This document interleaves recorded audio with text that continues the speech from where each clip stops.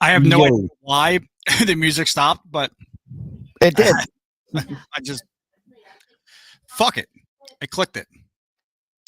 You definitely clicked it. And that's okay. We're here for it. Hey, listen to me. I don't care. I'll click it. I know. Click it. Click it all. Do it all. Be it all. Come on. Calm down. You won't.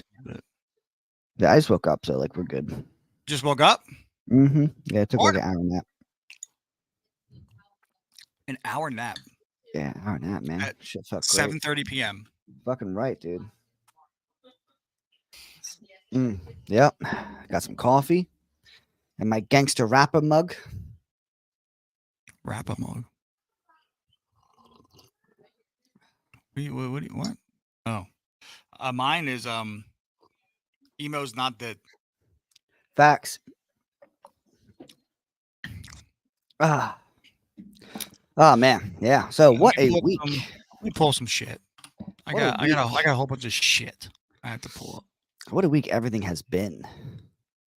You know? It's been a crazy week. It's been an okay week. Wait, what the where is hello? There we go. All right, some ambiance. Yeah, so it's like it's been a crazy week, but hey, before we get crazy into everything, I just want to ask you a quick question. What's up? What's your what's your opinion on Dylan Mulvaney?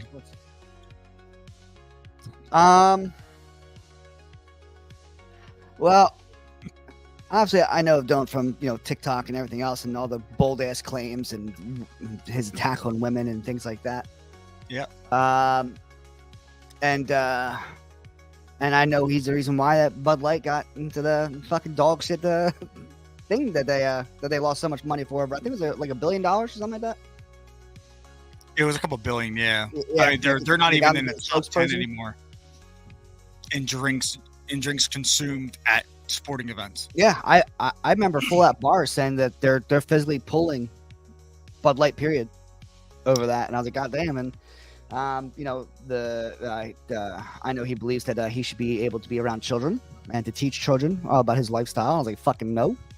And I heard some other things that I'm pretty sure you're about to pull up. Yeah. It seems like he's not finished.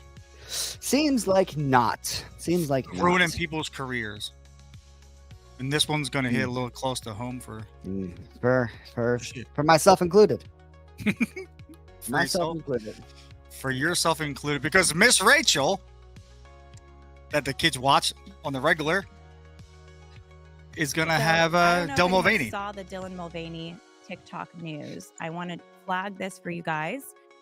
This is the lesson I'm going to share here is that is a crucial importance of monitoring the media that our kids consume. That's my point of bringing this up today, because I do want to get to the gender role stuff, but this is really important. Miss Rachel is really a popular phenomenon right now. She has this kids show. She teaches kids how to interact and speak for the first time. A lot of parents park their children in front of Miss Rachel YouTube videos. Very talented. Okay, so she has to interact and speak for the first time. Like shift park their children in front of YouTube videos. It's weird. Very talented. Okay, so she has a gift for communicating with children. That's clear. Pause. Unfortunately, it's not a gift. She's really good at her job, which is entertaining children and speech therapy. I do believe she's a speech therapist. You just gotta repeat yourself a lot. So it's not a gift. She's just really good at her job. I love Miss Rachel. Love her to death. But I don't know about gift. Yeah, no, it's like, well, I mean, to a point, it's like, yeah, because you gotta be able to repeat yourself a lot, say redundant shit, ask redundant questions. But remember, she's not actually teaching children. She's doing this. She's doing this into a camera for everyone to rinse and repeat to their children, so they learn. So it's not like she's in front of a live audience with children dealing with actual children every single day. And then I could understand, hey, you might have a gift for this. You know, you're really good at this. And the kids love you. You're Right. on a screen. Hey, Steve. And we from can say the same Blue's thing Clues about had fucking nobody. Steve Blue's and goddamn Markiplier. Yeah, literally nobody around, and he's just. But you know, he's got to be, like I said, cheery, engaging. But Steve and had a live audience. Yeah. The whole time. You know what I mean? Like, again, it's just, again, like gift in front of a camera. I don't know about it. If she was in front of a live audience, I could see how that would be more of a gift. Beginning of learning about Miss Rachel, I did some research, and unfortunately, I found out that she promotes gender ideology. Even on her website, she has, you know, he, him, she, her, as if you can change your pronouns, change your gender. So she's already bought into that. And in addition to that, she has, I think, some gender non-conforming people involved in her cast of characters. But she's never been really pro in your face about it. It's been a little bit more subtle. It's on the website. You don't necessarily pick it up in her content, right? Unfortunately, that looks like that's about to change. And there's a whole generation of kids now, and many of them parents who realize that gender ideology is very dangerous. You should not confuse young children and tell them that they can be a boy when they're a girl, or they can be a girl when they're a boy, or that gender is fluid. Like, no, that is what? Absolutely correct. Yeah. Absolutely fucking correct. I mean, again, leave children out of it. What they decide as they get older is on them. Do not force it down the throats at a young age. You're not helping them. You're harming them. Well, are you saying leave the kids alone? Hold on there, Nick Marks. Yeah, that poor fella. I might have to remove all your shit off my store. If we had one. Take you out my pocket. Look at the fuck. Don't worry, I have a story on that too. A little side note. I'm going to put all the side note stuff I'm going to pull up first, and then we'll get into the main stuff. But I got a little side note about that, and I think it's fucking hysterical.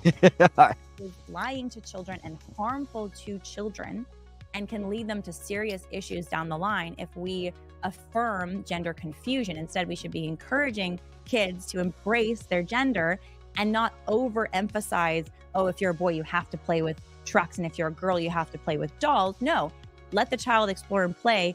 Just because they like more maybe feminine things or masculine things doesn't mean they're a boy when they're really a girl, or a girl when they're really a boy.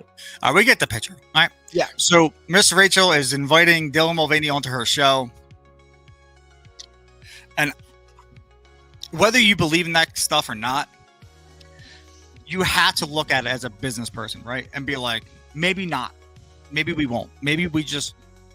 maybe we can have like subtle things on the show, like maybe like a rainbow flag on the desk, or so. No, fuck it, full go. Dylan Mulvaney, he tanked Bud Light. I mean, Bud Light was a staple for fucking how long? God, years upon years. And so Miss Rachel's like, I can survive Bud. I can do that. Yeah, I can do that. No, you can't. Now, again, it's been said that Miss Rachel only wants Dylan on there for songs for littles. I don't know what that's going to entail, but I highly imagine Dylan's not going to want to be off camera.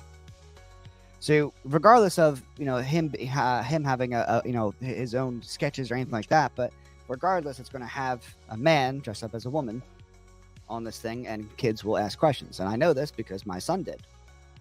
When Miss Rachel had can't remember her name. She had another star on there. She actually helped her start the show.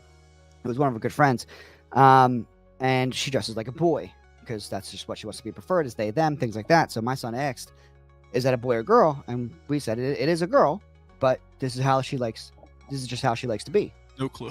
You know what I mean? But again, he asked that question because that's what happened. And that's what's going to continue to happen to children everywhere. You shouldn't put them in those positions. No, they're too young. They don't. Yeah. And kids are easily confused. Very easily. I mean, even to the age of 15 years old.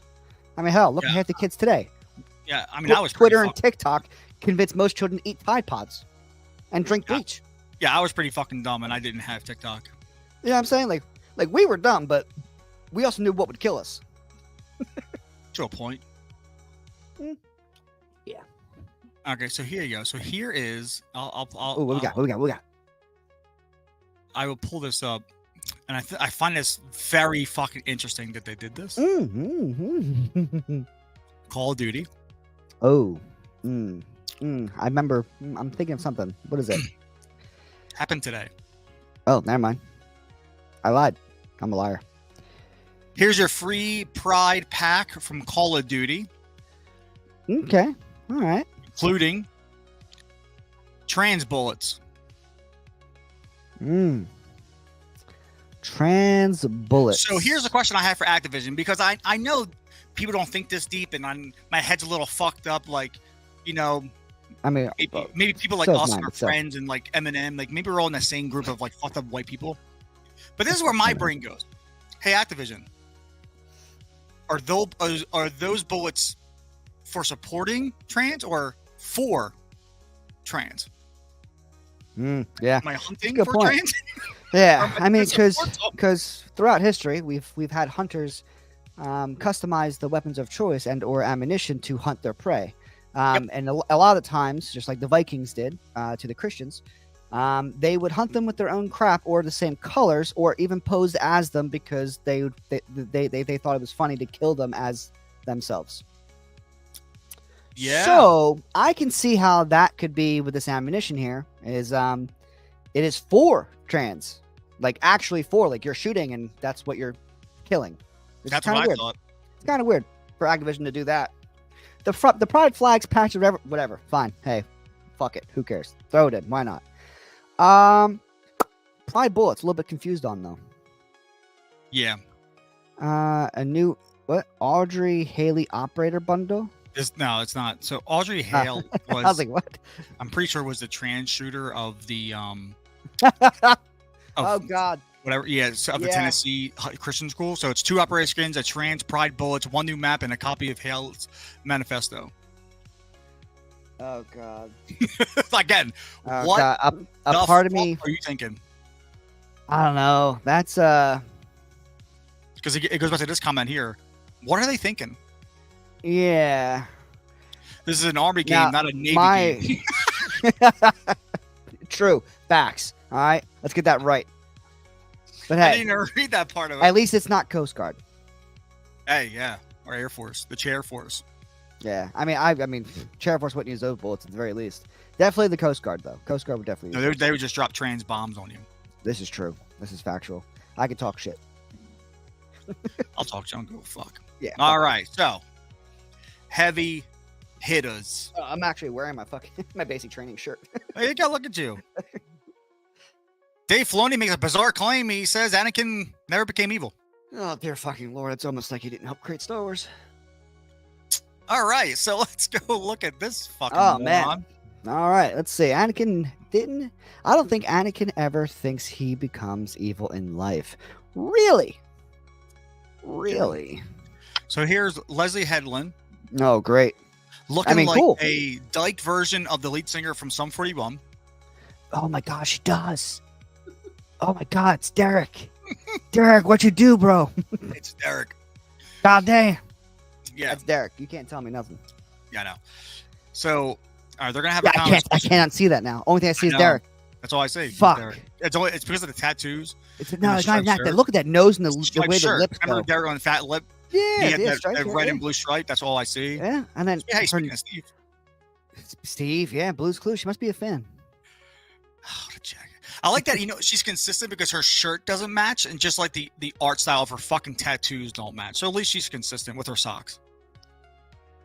Wow, the socks. Yeah, what the fuck? Yeah, nothing matches. Why is The she wearing shoes don't match, platformers? nothing. She's a fucking moron. Oh, Jesus Christ. Here we go. Two directors talk about Star Wars. That sounds good. That does Let's sound do good. that, actually. Let's You're- do it. Tell me about the Acolyte. I'm sorry, just you asking me that question is making me. What's the matter, Matt? You don't consider her a director? No, Dave Filoni was a writer for a very long time and producer. He didn't start directing until Mandalorian alongside John Favreau. So I don't really consider him a director. I mean, she shouldn't be a director at all for everything she did. Oh, she says something in this interview that Oh, great! I'll point it out Let's to you. bring that back The up. Acolyte. I'm sorry, just you asking me that question is making me cry. Is it? That's all right. I see no Yeah, tears. you've worked with them People in for the different last ways. 3 This is years. your story, so You physically sat in the room. Do you want to know why? Because you have to pitch it to him. Him Oh, and Kathleen. He knows about your fucking show. He's doing this for the interview. in an interview, she described how she got the gig. She got the gig because she cold called Lucasfilm. Oh, she cold called. Oh, she's. Mhm. And said, "Hey, here's my shit," and they were like, "Okay." There we They go. must Wait, saw so this saw is a you. portfolio. So What I was interested in examining were the Sith. The master apprentice dynamic. If the apprentice is craving the master's power, then at some point he must recruit his apprentice to overthrow the master. Yes. And that Okay. Wait. What? So one of the things she loves Okay. about Star Wars is the Sith Right, I do too. the apprentice, and how if the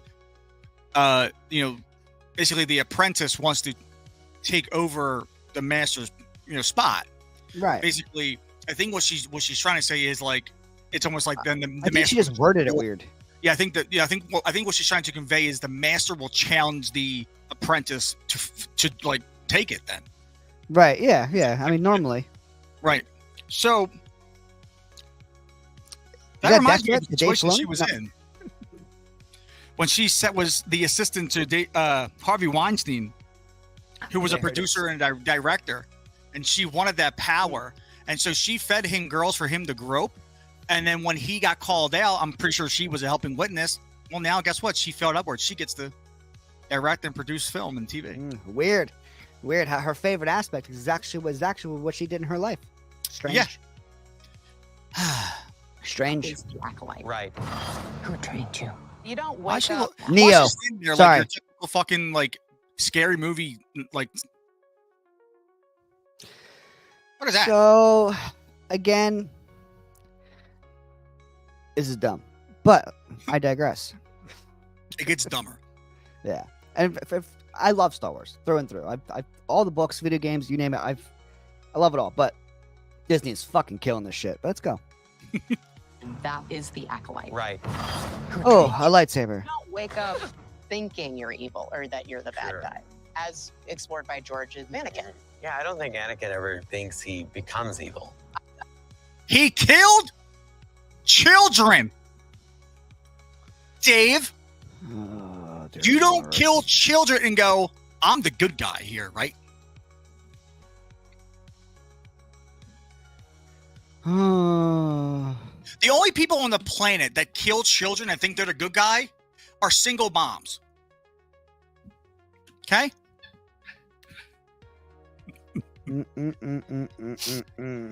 So, Paige is crying over there. I can hear her laughing her ass off. same. But you didn't hear her? Mm-mm. Oh. I was gonna say that's gonna be funny for a clip. If you could hear her off to the side.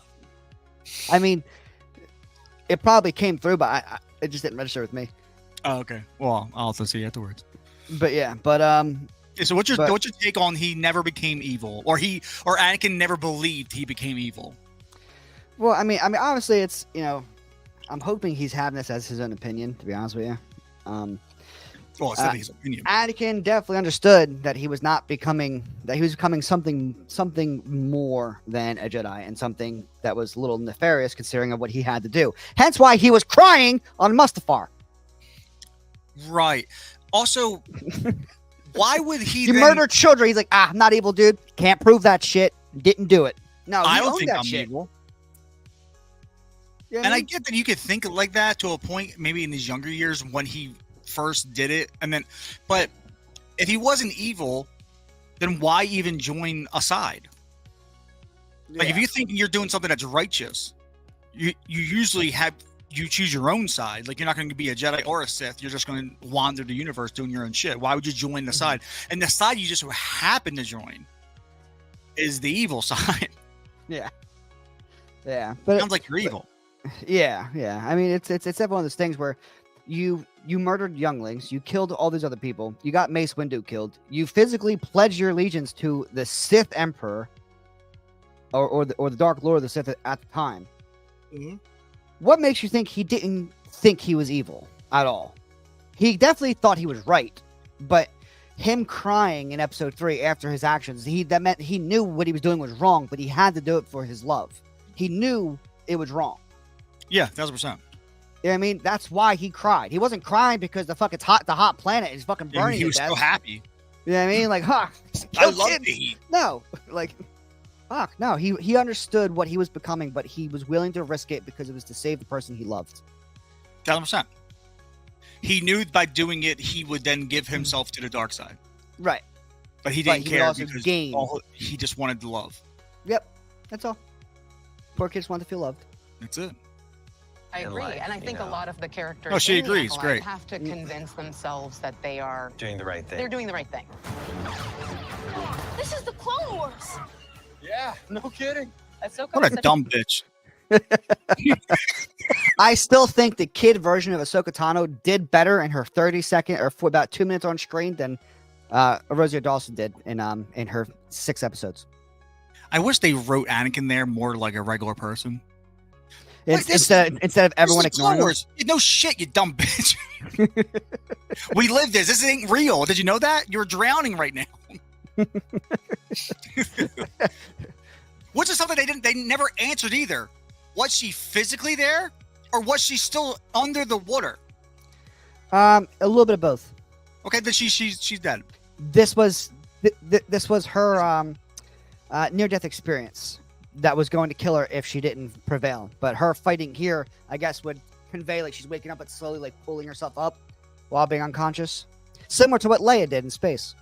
Well, they never. Well, the one thing they didn't do with this one is actually show you how. Yeah, She just awakes and she's fine. I prefer that actually. Seeing Leia do that pissed me off. I prefer none of it. Just right better. Yeah, but I did Have her fall into the- hey, enjoy. Check this out. She falls into the ocean. People go after her, right? They find her. They pull her up. She's still unconscious on land. So they put her up on like a bed or something. And during this time is when she's having this shit. It solves the problem of is she drowning or not? And it Yeah. also solves the problem of is she actually there or not? You can just pull her out of the ocean. Well, let her I mean, rest. you can also go for the argument too that everything that's happening with the past is happening very, very at a very, very fast pace. That to her body, she's just started drowning. Like she just started drowning. If you're a good writer, I see the way I would have wrote this was that she was dying. So this is her life flashing before her eyes. Yeah, true. And They- her, ain't that fucking hard? reliving, Yeah, and ain't then that wake hard, up and be like, right, I forgot. I'm a badass person. yeah, forgot. I already fucking lived this. Clone Wars. Yeah, no kidding. Ahsoka was such an interesting Dumb character bitch. to me. When we started, we had it very much a shell shock moment for her that she was out of her depth. And I'll Yeah, never Plo forget Koon recruited her. watching and saying, Yeah. you guys are taking this a bit too seriously. He went on to explain that, like, even at a young age, she's not out of her depth for any of this. I had a similar experience with the character Jackie. There was So another pause. Oh, go she- her right there. So that's Weapon X-23 from Yep. Logan. Yep. All right. And Leslie came out and said, I just want to have little Wolverine with lightsabers. So the actress actually put out a statement saying, I'm more than just Weapon 23 with lightsabers. So I was like, ooh, trouble in paradise. But I would agree. Why the fuck would you come out and say, like, I hired her only because I wanted Weapon 23 with lightsabers? Like, Yeah. cool, thanks, bitch. And goddamn it, can the Jedi wear anything else? No, I actually, Holy I actually do prefer those colors though. Bro, it's what they wear underneath of their dark robes. I swear to God it is. Yeah, I know, but it's slightly different from what we saw in episode 1, 2, and 3, and I kind of like these better because these are more like Same pants, same ceremonial. boots. Yeah, because it's gold and white. So it's gonna be a little more ceremonial because it's the High Republic. It's probably their training attire. Well, sorry, the tail end of the High Republic. Because this is the ending. This is Yeah. in about 80 years, Palpatine actually gets elected into an office. Right. So, not that High Republic. Also, there was a report this week that said that there will be no characters from the prequels or original trilogy in this show. Really? So no Yoda, no Emperor, no nobody. Which I like. I doubt it. I like that, but I always complain about them being too fucking scared. But mean, it's kind of hard for me. I go both ways on it because I don't want them to keep using the same shit that's connected to the OG or the prequel series and shit like that. But at the same time, them not using any characters from the OG or the prequels, it almost like fucking. I get this feeling of like they're gonna fuck something up here, and like canon wise, and no one's gonna be able to notice it because they're not seeing the characters in front of them. Like they're like. They spent 5 years, 4 or 5 years making this fucking show. It's 8 episodes. They're 30 minutes long. Okay, it's 4 hours of footage. This show is bare fucking thin. There's nothing to the show. Yeah. The first episode's 50 minutes, and then every episode after that is 30 to 42 minutes, and that's not counting the ending, the starting, ending credits, and previously on. So roughly anywhere from 27 to 38 minutes long per episode. Yep. I would probably say 27 is probably a good number. Yeah. Which not gonna tell shit of a story. And of course, it's been put out by the people that that they don't understand why fans are bashing the run times, because it's not about the length of the episode, it's about setting up a good story. I don't know if you know this or not, but you need fucking time to set up a story. Yeah, just a bit. Yeah, I don't understand that claim. I don't get it. But so Leslie basically said, and then somebody like Daphne Keane, I'd love to see that I love so much in Logan that I wrote this character, and I was like, you know what would be great? I'd love to see Weapon 23 with lightsabers. And so she offered her the role, and then Daphne Keane came out and said, I'm more than just Weapon 23 with lightsabers. Well, hopefully she fucking does good. I mean, I have more. She was great in Logan. Yeah, she was great in Logan. I agree. Hands down. I think she'd be all right. Yeah, and guy, if no one ever told me, I would never know that was her. So great job with makeup and shit. Jackie, there was a note from somebody that was, wouldn't she be scared on her first mission? And I remember you telling me about that story. Jedi training has to be valuable. It prepares them for the galaxy. Do or do not. Do or do not, there's no try. That's like, if you're trying, you're not actually doing it. No, that's not what that means. This dude's a fucking moron, dude. He literally quotes Yoda, do or do not, there is no try. And then he says, if you're trying, you're not doing. That's not what Yoda meant.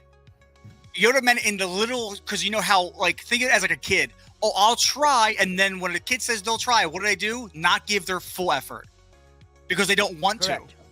They just half-ass it. That's what he meant. No. You're either going to do it or you won't. You're not going to sit here and bullshit with me in this fucking swamp and half-ass this fucking training. You're either going to do it or you're not. That's Absolutely. Absolutely. It just sets the precedence. He was trying to lift the X-Wing. He was trying. Right. Just do it. Stop thinking about it. Just do it. Yeah. Just do it. Let it flow through you. Let it go and do it. Stop trying. When you try, you will fail because you're only trying. You're thinking push. too much. Just push. Just do it. Just go. This dude's a fucking idiot. Yeah. So to him, Luke wasn't doing it. Luke wasn't doing it until he lifted it out of the swamp. What happened to Dave, man? What happened to Dave? He's a fucking idiot.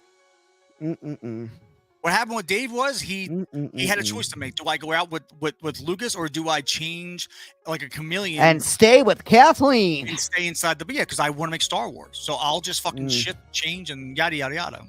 Yeah, it's fucking stupid. But man, to say that quote. Look at his fucking paws. Yeah. That's a sloth. It's fucking something. I had to do that with Backlight for sure. My agreement with myself was whenever it overwhelms you that you're doing your... Is she wearing bell bottoms? Yes, she is. Was... Hey, I can respect that. They died like 40 years ago, but still. Did they shoot this on in the Star Wars hotel? Probably. The hotel that they're closing? Yeah. They closed already. Oh, closed. Cool. September 23. Yeah, because they're fucking idiots. They were charging $6,200 a night. No, it was $3,200 a night. So it was like $6,400 for the weekend. But that's just for a family of 3. I have a Right. family of 6. And it depends when you go, because if you go Correct. in, say, like 4th Summer. of July, Memorial Day, Labor Day Right. weekend type of shit, somebody actually, there was this girl, her name is Jenny. I forget her last name on YouTube. I actually messaged her on social media asking if it would be okay if we reacted to some of it. I didn't get back to her, so I'm not going to do it because it's a 4.5 hour fucking video with like almost like 7 million views. Shit. Forbes wrote a fucking article on her, but she literally breaks down because that's what she does for a living. She's Right. like, she goes to this shit. So she'll just Yeah. write it off and get the money back. But she wasn't part of the people who got called in to go for free, who were saying, it's great, go. Don't worry about the price. It's amazing. It's so much fun. Bro, their fucking experience was scanning QR codes. They got 7 hours in the fucking Galaxy's Edge and shit. Like, it's like, that's man. all they got. It's almost And like the you final just buy night, they that. got a fucking fake fucking fight between Rey and fucking Kylo. Why is Rey and Kylo there? Don't fucking know, because it was a High Republic theme. Doesn't seem like it's very High Republic. But then Chewbacca was there. Still not High Republic. I don't know. All right. Definitely Bell bottom. not. Whenever it overwhelms you that you're doing your dream, you just We'll have get into that guy next. He's a Honestly, fucking the moron. times that I felt the most worried was not the I like that thing. effects, the fighting choreography. It was the emotional stuff. These things that George understood about filmmaking, understood about iconography, are things we still try to tap into. It's the Western. It's the samurai film. It Yeah. has to feel elevated, but it also has to feel like Star Wars. Basically, what George created, it's the North Star.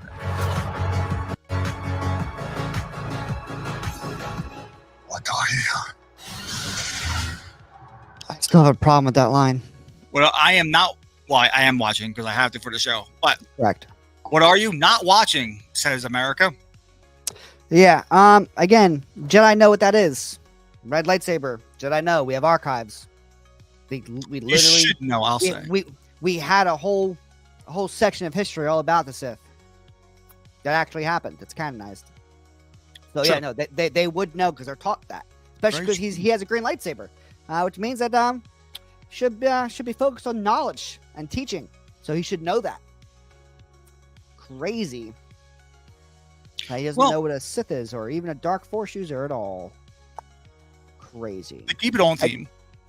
But again, they gotta explain where the red lightsaber came from because what method are they going to use?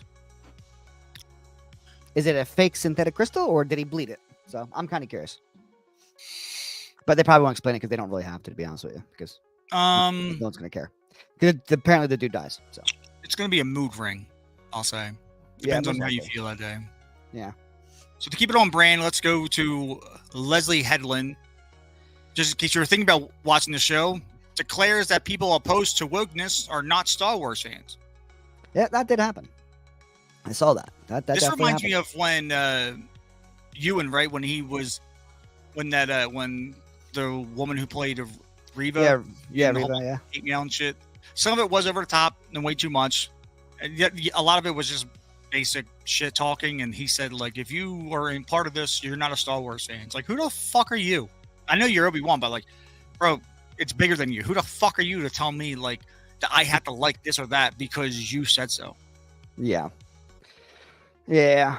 Now, attacking people for a character, I don't really believe in, just because they're told to act a certain way and to do things a certain way, for the most part. So I can't say attacking specifically like the actor or actress for a certain role is kind of fucked up. Right. Like attacking Adam Driver for killing Han Solo. He didn't. That was Disney. Yeah, He just I had didn't to kill do it. Han Solo. Wokeness killed Wokeness Han did. Solo. Yeah. You know what I mean? Like things like that. Like you shouldn't attack the actor or actress for a part that they played because they were told to play that way.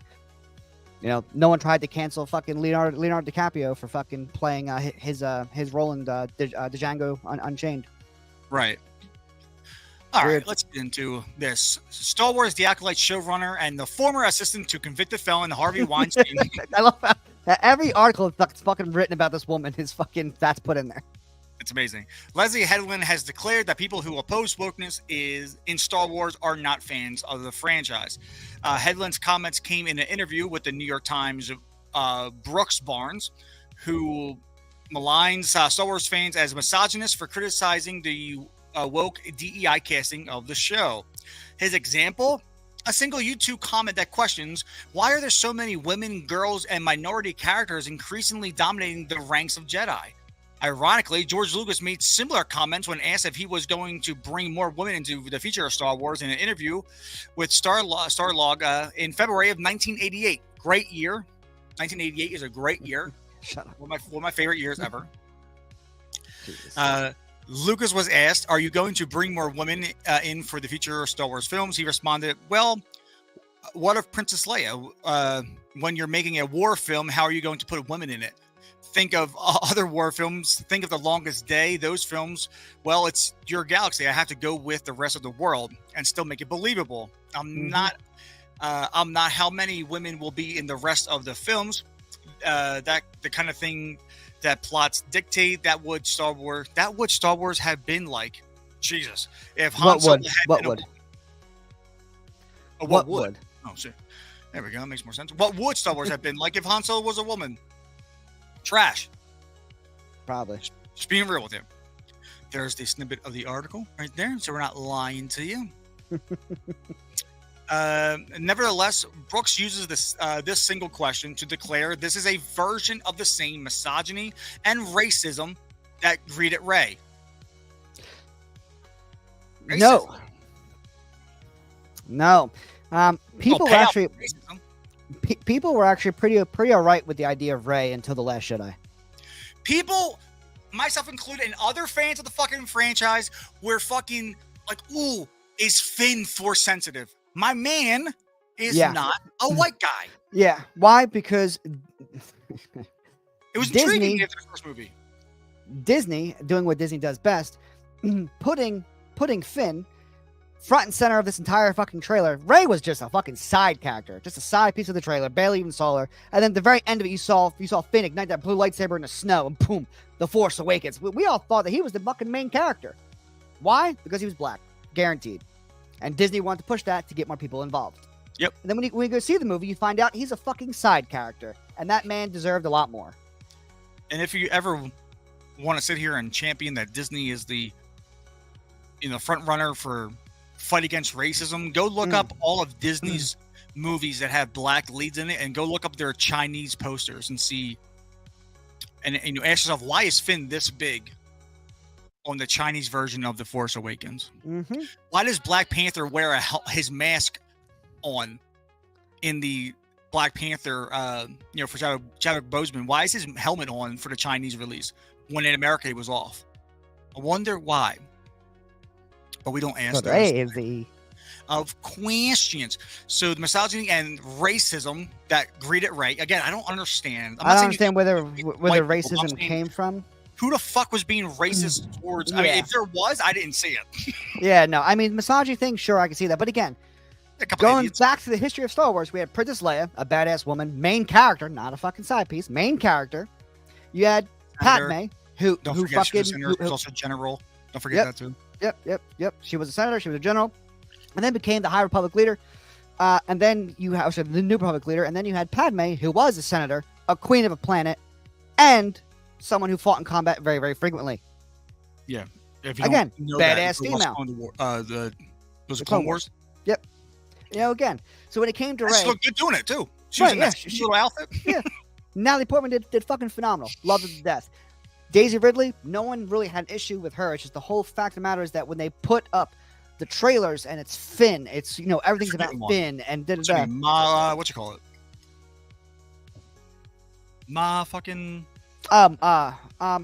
It's Moth.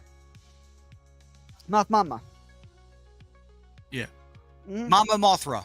Yep, that one. Yep. The butterfly from fucking Godzilla. No, but again, a badass general. She was in Rogue One, episode 4, 5, and 6. And I don't remember if she showed up on Han Solo or not, or anything else like that at all. I didn't see Han Solo. I skipped through it just to kind of say that I saw it, so I was kind of skipping through. But the only thing I've ever seen from it is the scene where Darth Maul is in. Oh yeah, where he's talking to Emilia Clarke. Yep. Yeah, which by the way, would have been pretty fucking cool to see Maul not in animated form Again, I know. missed that chance. Not doing that again. Agreed at Ray. The female Jedi, played by Daisy Ridley, who made her debut in The Force Awakens in 2015, and that drove Kelly Marie Tran off social media when she appeared in The Last Jedi. Kelly Marie Tree. It does see. Tran. Is that Rose? That's Rose. That's Rose. She got ran off Twitter. Okay, well, here's a fun fact. No one can run you off of Twitter unless you make the decision to get off Twitter yourself. Yeah. Now, was she receiving a lot of hate for that character? Most likely. But again, don't attack an actress or an actor for a role they play. They're told to act a certain way and told to do whatever have you. Rose got a lot of fucking hate. Why is that? Why did she get a lot of hate? I believe Rose got a lot of hate just because of how poorly written the character was and how useless she was. Finn. Yep, she purposely derailed Finn. There was quite a few reasons why people didn't like Rose. So the fan base that you're calling racist now, right? The fan base was an uproar saying "fuck this Rose character" because she's taking time. She's distracting Finn away so basically you didn't want Finn to be one of the main characters. You wanted to all be around fucking Rey. That you, instead of giving him a fucking job to do, after the first movie, all his job was to scream Rey's name and go on side quests that had nothing to do with the main story until the very end. Exactly. So my whole thing is with Rose, I think she got a lot of hate because again the character was very poorly written. Yep. And she was basically useless. So like she wasn't there to do anything great or anything like that. But I did pull up. Now this is from Google's AI. Google's AI says one of the biggest reasons a lot of fans hated Rose is because she's boring. Many argue Rose's sister, Paige, is a far more fascinating character because she dies in one of the most visually arresting space fights in the movie, and she also helps take down a dreadnought in the process, which makes her far more interesting than her sister. That's from Google's AI. Hold on. You mean that fucking... Hold on. I gotta pull this up now. You mean that fucking scene in Star Wars? The Star Wars The Last Jedi episode 8, the very beginning scene where Poe's like, this is a dreadnought, this is our only chance to get it, and they bring the bombers up. Paige is that Asian woman who falls from her cockpit, hits the fucking thing, and she's looking at the pin, she looks at the detonator, she grabs it, she fucking releases all the bombs, which blows up the dreadnought, but she gets killed in the process. Right here, specifically. That specific one. This is definitely a fucking bootleg I'm just version. kidding. Yeah, no, but still. Okay, because I have questions about this fucking... And there she is. That was her right there. That's Paige.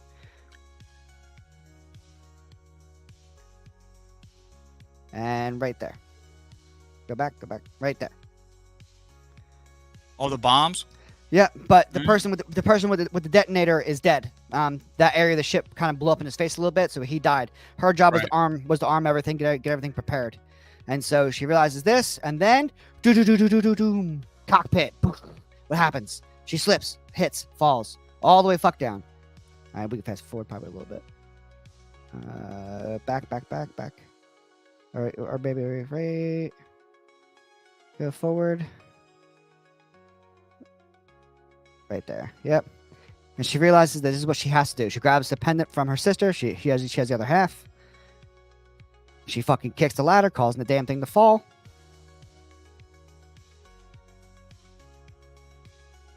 Now, May would argue it already fell through, but still. It's gone. Look, and hold on. Time out. Yeah, hey, no. We're not gonna talk about that. We're not gonna talk about that. It happened. Oh yeah, right? what the It just fuck happened. we are. This motherfucker. It's already past this. That's her. Yes, I know. And she's watching it like, oh fuck. But this is And a then slow when motion she- hint.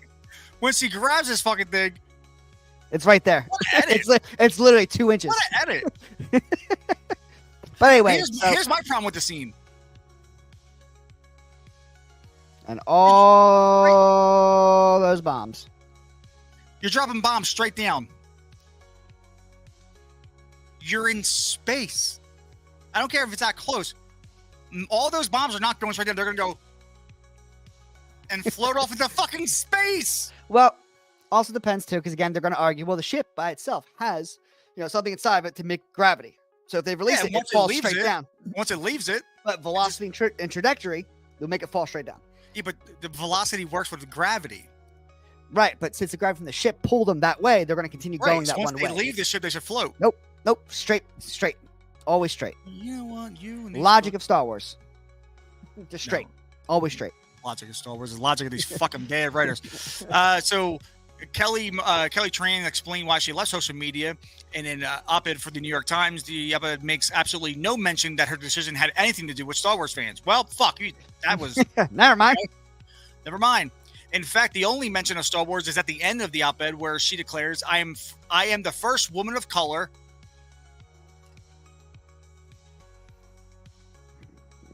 to have a leading role in a Star Wars movie." Bet you were a side character. You weren't a leading role. And by the way, I don't know if you know this, Kelly Tran, but anyone who's of Asian descent is white adjacent. Just ask Sweet Baby Inc. CEO Kim Belair. Facts. We just went over that last week. Maybe did. Daisy Ridley has also rejected the narrative posted by Barnes in January of this year during an appearance on the Today Show. Ridley was asked by one of the show's hosts, "I just have to ask because there are some of the, I say, extreme Star Wars fans who have made this conversation on the internet." God, Who man, just cares? say It's the internet. People are going to hate you. Relax. It's fine. about how they don't want a female director. No. No. They don't want that director. Our problem is not that she's a female director. Our problem is that she's a Middle Eastern activist fucking director. All her movies are documentaries about women uprising in the Middle East. Yeah. And how she loves to make men feel uncomfortable. That's what we don't like. Yeah. I also call that, sexual harassment. Yeah, it's some kind of fetish she has. When she wants us to make us, the more uncomfortable she is, the more moist she becomes. I guess. I don't know how it works for her. Which seems bizarre because episodes of The Mandalorian were directed by females. Kathleen Kennedy has been overseeing all of this. So what is your take? Again, you're lying. Stop doing that. Yep. She responded with 4 quotes. "I think my take is things get blown out of proportion, and the interactions I've ever had with people have been nothing but wonderful and supportive." Oh, really? Because Kathleen Kennedy is otherwise. We'll get to it in a second. And honestly, the day we announced I was coming back at Celebration last year, you cannot imagine the joy and goodwill in that room. She added, Again. What? Good. No, good. Okay. She added, "So I've only ever been embraced, and I think we're going to make a great film, and people will love it." Okay, so again, here we go. All right. So everyone in this article is saying that Star Wars fans are too extreme, and that Daisy Ridley was met with extreme sexism and racism. And yet, in her own words, she literally just said, "I've only ever been met with joy." Yeah. Ever. Yeah. So again, it's not the fact that we have a problem with female leads at all. It's the fact when they're poorly written and they're placed there subjectively to fit a certain narrative. That's when we have a fucking problem with it. That's all it is. Yeah, we don't want girl bosses. We want women to have. Because here's the problem. Here, when you have a girl boss in a movie and she's great from the beginning and she never has any trials or tribulations, it's not a good character. It's a boring character because Correct. see, the writers today believe if your character has failures, that makes them a failure. Failing does not make you a failure. Giving up makes you a failure. So Correct. as long as you continuously try to get better and you do fail over time, but by the end of the movie you get better and you overcome that last obstacle, you're not a failure. You didn't have 80,000 fucking failures, right? Like Thomas Edison said when he created a light bulb and it took him 1,001 tries. And someone asked him, "What does it feel like to fail 1,000 times?" He's like, "I didn't fail 1,000 times. I just learned 1,000 ways not to make a light bulb." That's how it is. Still one of my favorite quotes. You can fail in a movie, especially a trilogy. Like Luke failed. Luke failed constantly. Yeah, but he never gave up. True. Until apparently The Force Awakens. Yeah, then he gave up. Motherfucker said he was a failure. He was the character completely changed, horribly written. Which Mark Hamill has already voiced about, by the way, and he fucking hated his role in those films. Unfucking real. Imagine a fucking parallel universe out there where I wrote everything. in The Force Awakens, when you see that lightsaber start to fucking budge and it flies off when Rey's fighting fucking Kylo, and it goes to Luke's hand instead, and Luke fights Kylo, defeats him, and helps Rey escape as the planet's splitting. Yeah, but couldn't bring himself to kill him because, again, it is his nephew. Yeah, and you get rid of that trash in the other one where he was going to murder his nephew because of some bad thoughts he had. Because again, that's against Luke's character. Right. Why would he murder his nephew in his sleep? Because he felt like he could have dark thoughts within him, but then spent his entire trilogy trying to convince his dad to be good. Yeah.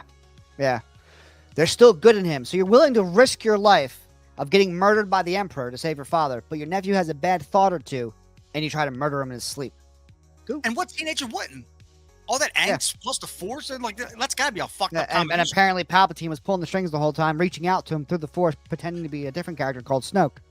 It was Palpatine all along. Which, by the way, they threw in there, and Daisy Ridley did confirm that Palpatine didn't get mentioned in anywhere or anything until The Rise of Skywalker. Here's an article you can read. IGN writer Isaiah D. Colbert claims Star Wars fans hate black people after the Acolyte trailer receives massive dislike. So again, you're not allowed to not like this at all. It doesn't matter what you don't like about it. First off, we love Finn. I can't tell you how many black people are in the trailer. I can tell you how many fucking women are in there. Yeah. Why is it hate black people for? Yeah, I don't know. Again, we had Mace Windu, Samuel L. Jackson. Fucking amazing character and one of the strongest Jedi of that current timeline. Obviously next to Yoda, but those two are the strongest Jedi of the whole fucking series. Which is why Windu went against Palpatine and won without anyone's help. He beat him fair and square. That's what Mace Windu did. That's literally all he trained for. And then soy boy Anakin. Yeah, good old fucking I hate sand. Fucking chops off his arm. Stop shooting the lightning, okay? Just stop shooting it. Apparently, even after 80 years, you do not learn to stop shooting your own fucking lightning. Fucking times, this motherfucker's like, unlimited power, and then he's just like, once I start, I just can't. It's like pissing. You can't. It hurts too much. You can't. I just can't stop. I just gotta have it reflect back into me and fucking kill me 3 times. It's the same fucking flaw. It's like making the Death Star 3 times and keep putting the same hole in the exact same spot. Yep. Yeah, that would be something. Don't do that because Anakin will come by and blow it up. We'll get to that soon. We'll get to that fucking moron. After clearly trying to gaslight his readers regarding Star Wars fans with Kelly Marie Tran and Daisy Ridley, Barnes then brings up South Park lampooning Kathleen Kennedy's handling of Star Wars and Lucasfilm. He writes, Kathleen Kennedy, who runs Lucasfilm, no shit, has also experienced it with South Park, harshly attacking her in an episode last year. The cartoon depicted Kennedy giving the same feedback to Star Wars creators over and over. Put a chicken in, make her lame and gay. Do you see this picture? Yep. Screams it. Put a chicken in it. Make it lame and gay. I'm not gonna say voila. I don't have beef with Daisy Ridley. I'm not gonna make her gay. I'll make her lame though because she seems lame. Like I wouldn't say she's like hip or cool. Yeah. She seems gay. Probably does nothing fun. Yeah. Interesting. Barnes makes no mention of Bob Iger, a male who was also lampooned in the same episode alongside Kennedy, but it's totally misogyny and has nothing to do with what Kennedy and Iger have done to Star Wars since they purchased it, which includes putting a chick in it and making it lame and gay. Facts. I mean, lame and gay in one picture. Now look at that. Boom. Easy as pie. As for Hedlund, she informed Barnes, as a fan myself, yeah, Hedlund, you know what, when someone asks her what's her favorite Star Wars movie, her answer is Star Wars. All of Love it. that. She Nice. can't pick one. Wow. Everyone can. As a fan myself, I know how frustrating some Star Wars storytelling in the past has been. I felt it myself. So what are you saying? You're gonna shit. You're gonna shit. She's gonna shit on the prequels. That's what he's saying. Because he said, I know some frustrating Star Wars storytelling in the past has been. Thank you. I felt it myself. So which ones? Are you talking about the prequels, the sequels? Which ones? What are we talking about here? Because I pray you say sequels, because that'd be hilarious. Be fucking awesome. In a follow-up text message, she then declared that Star Wars fans who oppose wokeness are not actually Star Wars fans. Go fuck yourself. Former assistant of Harvey Weinstein. She said, I stand by my empathy for Star Wars fans, but I want to be clear. Anyone who engages in bigotry, racism, or hate speech, I don't consider a fan. Go fuck yourself. I don't give a fuck. Who are you? Yeah. Yeah. Again, people who do those things are not good people, and they shouldn't be boasted or anything like that. But for you to say that as if you run the country club for all Star Wars fans, you know what I mean? Like it's just fucking nonsense. Who the fuck are you to draw any kind of line anywhere? I mean, people can say hurtful things. That's what happens on the internet. You're on the internet. It's been happening since fucking 1998. So, yeah. However, as anyone who has been on the internet knows, if you're a faithful Christian, zealots of LGBTQ plus ideology accuse you of being a bigot. On top of this, Lucasfilm employs numerous people who are outright racist against white people. The most infamous is Christina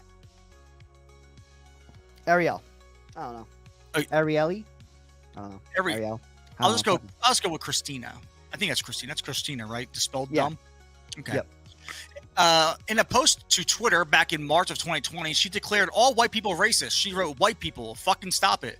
Your racism won't save you. Your ignorance is not an excuse. She responded to somebody who said, so I had my first breathing while Asian moment. Went out for groceries and an older masked white woman passing by the line shouted, fuck you at me for no apparent reason. The reason being is because everyone's forced to wear a mask and because COVID came from China. As I stared at her, she pulled off her mask, called directly at me, and turned on her heel and walked off. Yeah, that's one gangster ass bitch.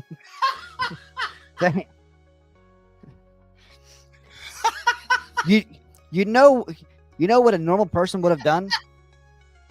Oh, I would have headbutted bitch. Yeah, probably would have did something about it. I would have headbutted her. I don't give a guy. Because I don't know if you know this or not, but coughing and spitting directly into someone's vicinity in close proximity is actually considered assault. So yes, you can defend yourself. Yeah. But she didn't because she's scared. So in June of 2020, she also wrote, just a reminder that white women are just as complicit in upholding and enforcing white supremacy. Good to know. So take that, white women. In fact, Lucasfilm backed Christina and her racism against white people. The company posted to Twitter in reaction to this author's coverage of the post in 2021 at Bounding Into Comics. Great website. I use them all the time. I actually have a thing right here. Our Star Wars community is one of hope and inclusivity, unless you're white. We do not stand for bullying and racism, unless you're white. We support Christina because she's not white. I think I added the last parts, but I think that's what they mean.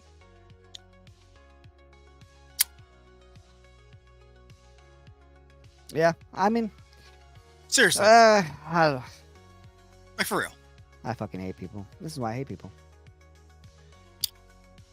Okay. Even more interesting is that Leslie Headland herself has been accused of taking part in hateful actions against Gina Carano. Oh, well. In Gina Carano's lawsuit against the Walt Disney Company and Lucasfilm, it details that Lucasfilm president Kathleen Kennedy wanted Carano to join a struggle session on Zoom with her and other 45 other employees who identify as part of the LGBTQ plus community. Crazy. Okay.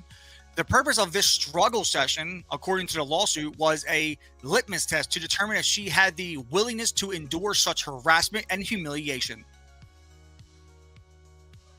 So if you don't know who this woman is and you don't know what she did to get fired from The Mandalorian season 1, on Twitter, she wrote her pronouns were beep bop boop. And because she works for fucking Star Wars, and they took that as transphobia. Yep. That they did. Kathleen Kennedy. And they fired her. But again, to having to join a struggle session on Zoom, to be attacked by 45 other employees to see if she could withstand the humiliation and harassment. No, dickhead. That's called harassment.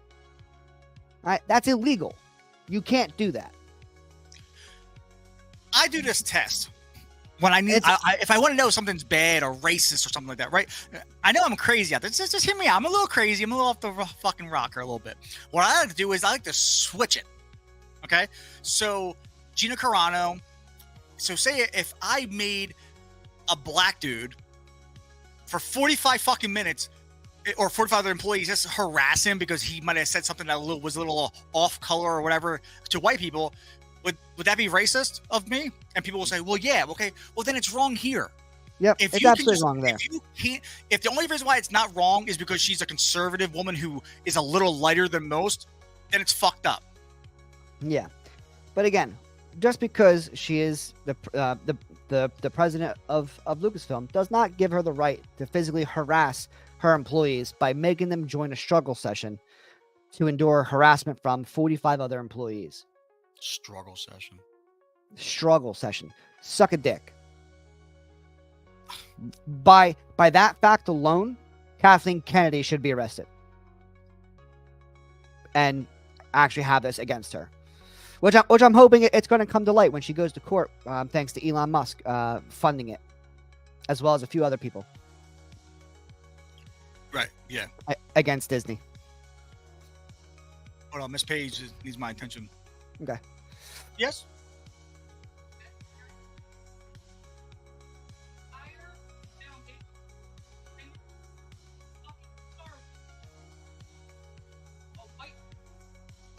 Yeah.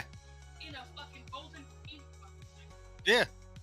Yeah, no, that's a very good point. Yeah, I mean, these fucking women that they're fighting for, and these are all white. Mm-hmm. And but now they want to replace everybody with diversity. Yeah, but then again, going into the whole group thing of the GoFundMe, according to the lawsuit,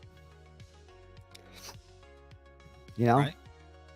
Fucking the group was described as by her publicist as a friendly group.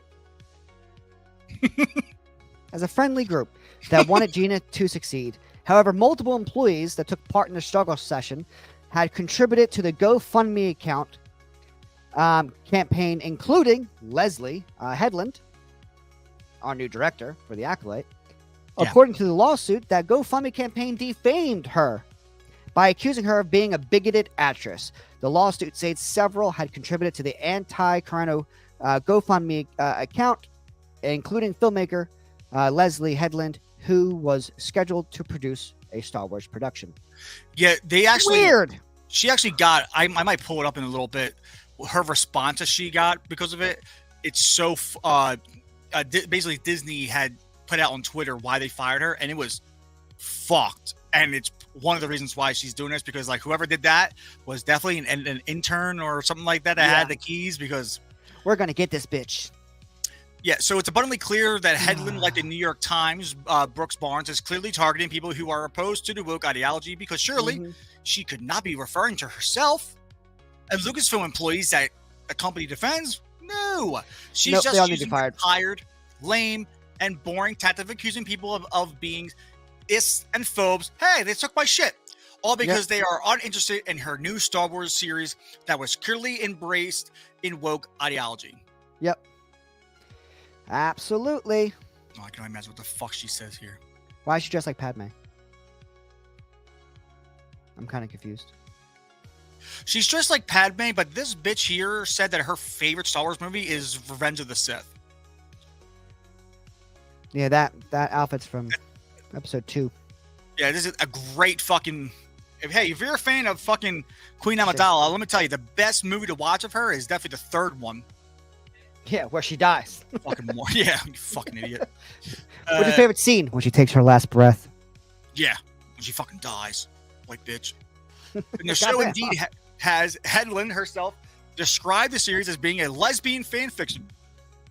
A Star Wars veneer, with a Star Wars veneer. During an interview at Star Wars Celebration last year, she said, "When I saw Frozen as a grown-ass woman, I cried through the entire movie. You're probably retarded.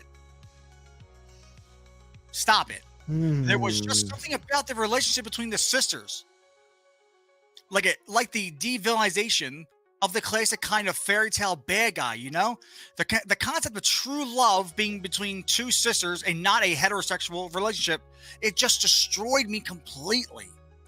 First off, can we touch on that? Yeah, touch it. Because she wants to touch them, too.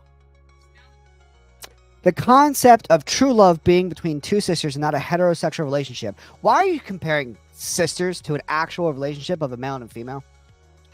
Okay. They are sisters. Of course they fucking love each other, you dickhead. Two sisters will not have true love. Correct. They have a love for each They other. would have pure love. Exactly. It's just They're a love. family. They grew up together. It was always them. Right. Their parents died. That's all they had was each other. Of course they fucking love each other. I have pure love out for of you. coffee. We're brothers. I have pure love for you. I have pure love Exactly. for Jill. I have pure love for all my nephews and now niece. Yes. But And, that's you know, not same my back- true you know- love is my fiance. You know what I'm saying? Like that's Right. two different love. I have love for my Exactly. friends, but Right. that's not the same level as pure love. It's different stages to this. Correct. She put true love. So she was watching this going, oh my God, there's true love between the two. What kind of incest shit was she fucking going on in her head? I don't know, but apparently a lot of it, because it really destroyed her on the inside. That two sisters can love each other so much that she probably fantasized about them, going to town on each other. So Was it the movie that destroyed you Yikes. completely, or was it the fucking dragon's eyes dildo you had? Fucking maybe, weirdo. Maybe both. Like, dude, like she sounds like a fucking. I ain't gonna go there. She idiot. continued, and I thought, gosh, I would love to make something like this. For the lack of a better term, Disney, meaning something that like my parents would have allowed me to see when I was younger as a queer person. Why again, does this that is matter? This was a slur when I was coming up. I'm only Facts. 35. This was a slur. I don't know when it became cool to just take it or just rename it to being like an actual like sexual orientation, because Yeah. again, queer was just a slang, and also the other definition of queer is it's awkward, isn't it? I think it's awkward.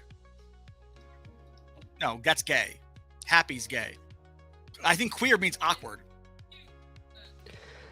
Strange or odd. Yeah, strange. Yeah, strange or odd. Yeah. Mhm. So queer, that second definition is strange or odd.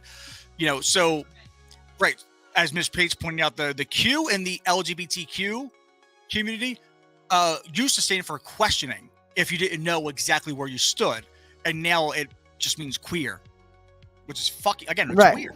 Yeah, I know. But again, why do you, you know what I mean? Like, my parents would have allowed me to see when I was younger as a queer person. Back then, movies weren't targeted at a certain particular person. It was made in a certain way where it didn't matter your background. You could put yourself in that movie and go, that's me. That was the point of it, is everyone can see themselves in these movies. But she's trying to take this like, as a queer person. No, they were made for everybody. Your parents let you see them because they're made for children. Yeah, people wrote characters back in the day that they weren't made for a certain person, so anybody could see themselves in that person. It didn't matter if they had the same skin tone, same sexuality. All that didn't matter. What mattered was what the character went through and how they overcame it, the situation. Correct. Because everybody is going to go through similar styles of shit. So who they liked or who they want to fuck didn't matter in those movies, because all it was about was what the character was going through and how they overcame it. Pretty much, but apparently to her, it's, younger as a queer person, but I would never have been, I would have been able to understand as a queer person. And I think I would have had a completely different life. And so I really was inspired by it. And I was like, God, I would love to make a story like this. Again, Is she referred to as Frozen here? But I would have been able to understand as a queer person. So, and I is think she I would saying have that she had has a to be? completely different life if she had never seen movies like Frozen that she wants to make. Yeah, but growing up, there weren't movies like Frozen. They were your natural guy saves girl, they fall in love. Or Beast. Yeah, or Beast. But again, still a male character, but it's true love. it was like that for a very long time. It didn't really change until Frozen. Frozen actually changed that dynamic because of how widely successful it was. And it was a great movie. But again, trying to take that movie of sisterly love and what they can overcome together being, versus being separated, and that, you don't really need a male hero. What you need is a strong bond to help you overcome your issues. And you take that as, oh, like, I can understand that because I'm a queer person. No, that's not the message at all. You're just making it about yourself, and now you're projecting that into the show. And she even says it. I would love to make a story like this. So again, you're taking that ideology of I'm a queer person. I'm going to throw that into the show and nothing but, because I want nothing but my mentality into the show. Why? Your whole goal as a director is to make something that everyone can enjoy. You shouldn't be a targeted. I mean, obviously, you're going to target it for Star Wars fans, but still, it's a very wide range. There is, there are gay members of the Star Wars fan base. There are straight members of the Star Wars fan base. There's black, there's white, there's Asian, there's tons of stuff. And you don't just cater to a particular area of the Star Wars fan base. You just make it for the Star Wars fan base. 1,000%. Yeah. But people in this fucking thing, they don't seem to understand this. So that's why you get shit that Kathleen Kennedy says. The female Star Wars creatives get attacked in ways that can be quite personal due to the fan base being so male dominated. Let me break some news to you, okay? Star Wars is a boy brand. Well, Correct. was. You're trying to make a girl brand. So you go down the list, right? You Transformers, boy brand. Ninja Turtles, boy brand. Power Rangers, boy brand. Now, by saying that, does that mean I'm saying girls can't enjoy it? No. I'm saying the target audience are boys. Yep. Hey, just like you have like your shit, like your Barbie, your Strawberry Shortcakes, my Little Ponies. They are girl brands. That mean boys can't be like them? No, there's fucking bronies out there that like that shit. But I'm saying is their target is little girls, the Polly Pockets and shit like that. Right. So how can you be so upset that Star Wars is a male dominated when it was a boy brand, and you're now making these fucking movies and shows for the other demographic and they're failing, and then getting mad because of the male dominated that Star Wars is? Right. That's what means Star Wars. Right. I mean, so you're trying to forcibly change a brand, and then the target audience you're trying to bring in, like, look, we're including you guys. They don't give a fuck because that's not your fan base. Yeah, no. They don't care. Sorry. They don't care. They really don't. But again, your fan base is filled with a bunch of different people from a bunch of different backgrounds, a bunch of different thoughts and issues and feelings. That it's very diverse within itself. Just make your movies and your shows for your fan base. Stop trying to fucking pinpoint a certain type of people. It doesn't work. It never has. This is a demon. Yes, it is. A black eyes. We need fucking Sam and Dean. There's a demon right here in sheep's clothing right here. Okay. So in her interview with the New York Times to promote the show, Kennedy said, "My belief is that storytelling does need to be representative of all people. That's an easy decision for me." Again, no, it doesn't. Have to represent all people, and it has to be appealing to all people. Correct. Fucking. Again, someone who's in a position that shouldn't be. Sadly, that's just what this is. Again, storytelling is about creating a story that everyone can fall in love with, everyone can be a part of, and to enjoy together. That's storytelling. Oh God. Why are you trying to target a certain people and going, well, I believe storytelling is about including everybody? No, that's why you're going to fail, because you're trying to include so much that you lose your train of thought.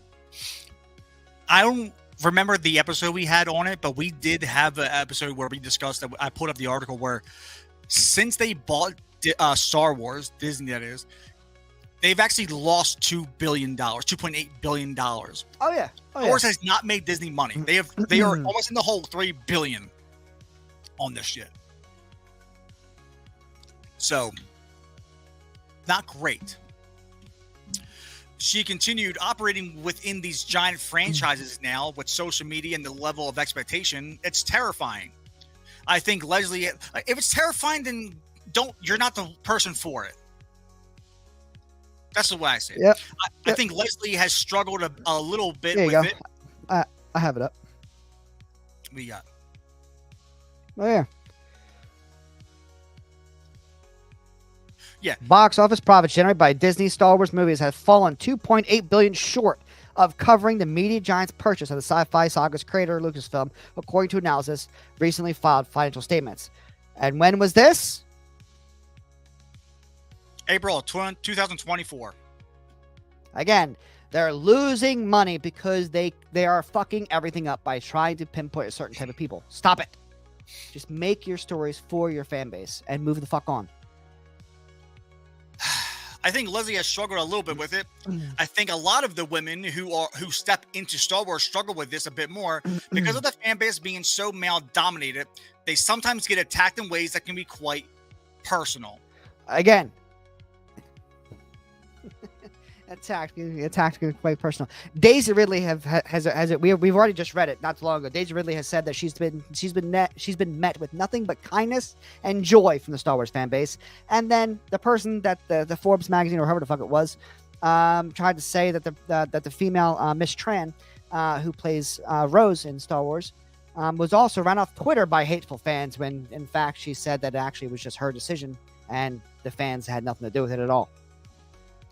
So, again, we don't hate the women in Star Wars. Matter Correct. of fact, some of the people's most favorite fucking characters in Star Wars, like a Princess Leia, like a Queen Amidala, and they're women. Yep, all women. Again, and then you just fight these women now trash. Yep, in the newer versions of like Star Wars, the animated series, the Mandalorian, things like that, people fell in love with Bo-Katan. Because she's from the animated series and things like that, and seeing her in live action was fucking phenomenal. I love Bo. I didn't have a problem with Rose. Just found her boring. Why was she boring? I don't know. Ask the fucking writers why she was boring. Her sister was definitely more intriguing, and she died in the first 45 seconds. Padme, again, fucking loved her. Moth, loved her. Even though we only saw her for like 2 minutes at a time throughout three or four movies, because Rogue One. Princess Leia, great. Another great female lead who was probably the female of the fucking era of her time. Everyone wanted to be fucking Princess Leia. Why were the first two Terminators movies so successful, and why are they still classics? Yeah, still. Why is Alien and Aliens fucking still classics? Where you had in both of those movies, Arnold Schwarzenegger, that's great. Both of those two franchises I just said are women driven. Sarah Connor and Ripley. And if you're gonna fucking sit here and tell me that those same fans that grew up with that shit and pissed on to their kids hate women, you're out of your fucking mind. Absolutely. And again, there's still plenty of places where it was still female dominated. I mean, look at Sleeping Beauty with Maleficent. Sleeping Beauty was a female. Maleficent, the bad person, was a female. And then you had one actual predominant male character who obviously it was written back, in I can't remember the actual date. I think it was quite a while ago. So again, the male does save the princess, whatever have you, defeats the evil person, whatever have you, blah, blah, blah. But still female dominated in that film. Well, he had to save her; she was gonna die. I know, that's what I'm saying. So, but it's still female dominated. You know what I mean? Yeah, but that movie came out in the 30s, and right? So it's gonna be. And if there was ever anybody who maybe had a slant towards women, it would have been people in the fucking 30s. But yet it became it's the reason why Disney was saved.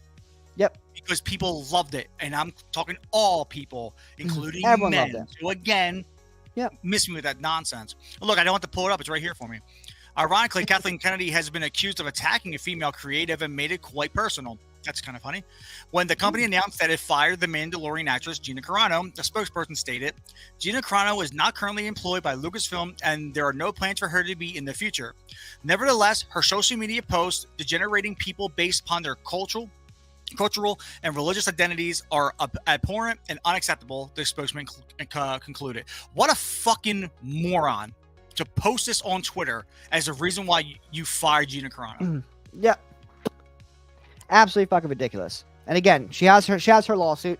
That's actually being helped through by Elon Musk, which is fucking phenomenal. Along with, I believe, 2 other women who are wrongly terminated from Disney. I believe one is actually, I think one of them was she's an actress at the actual park. Right. I think.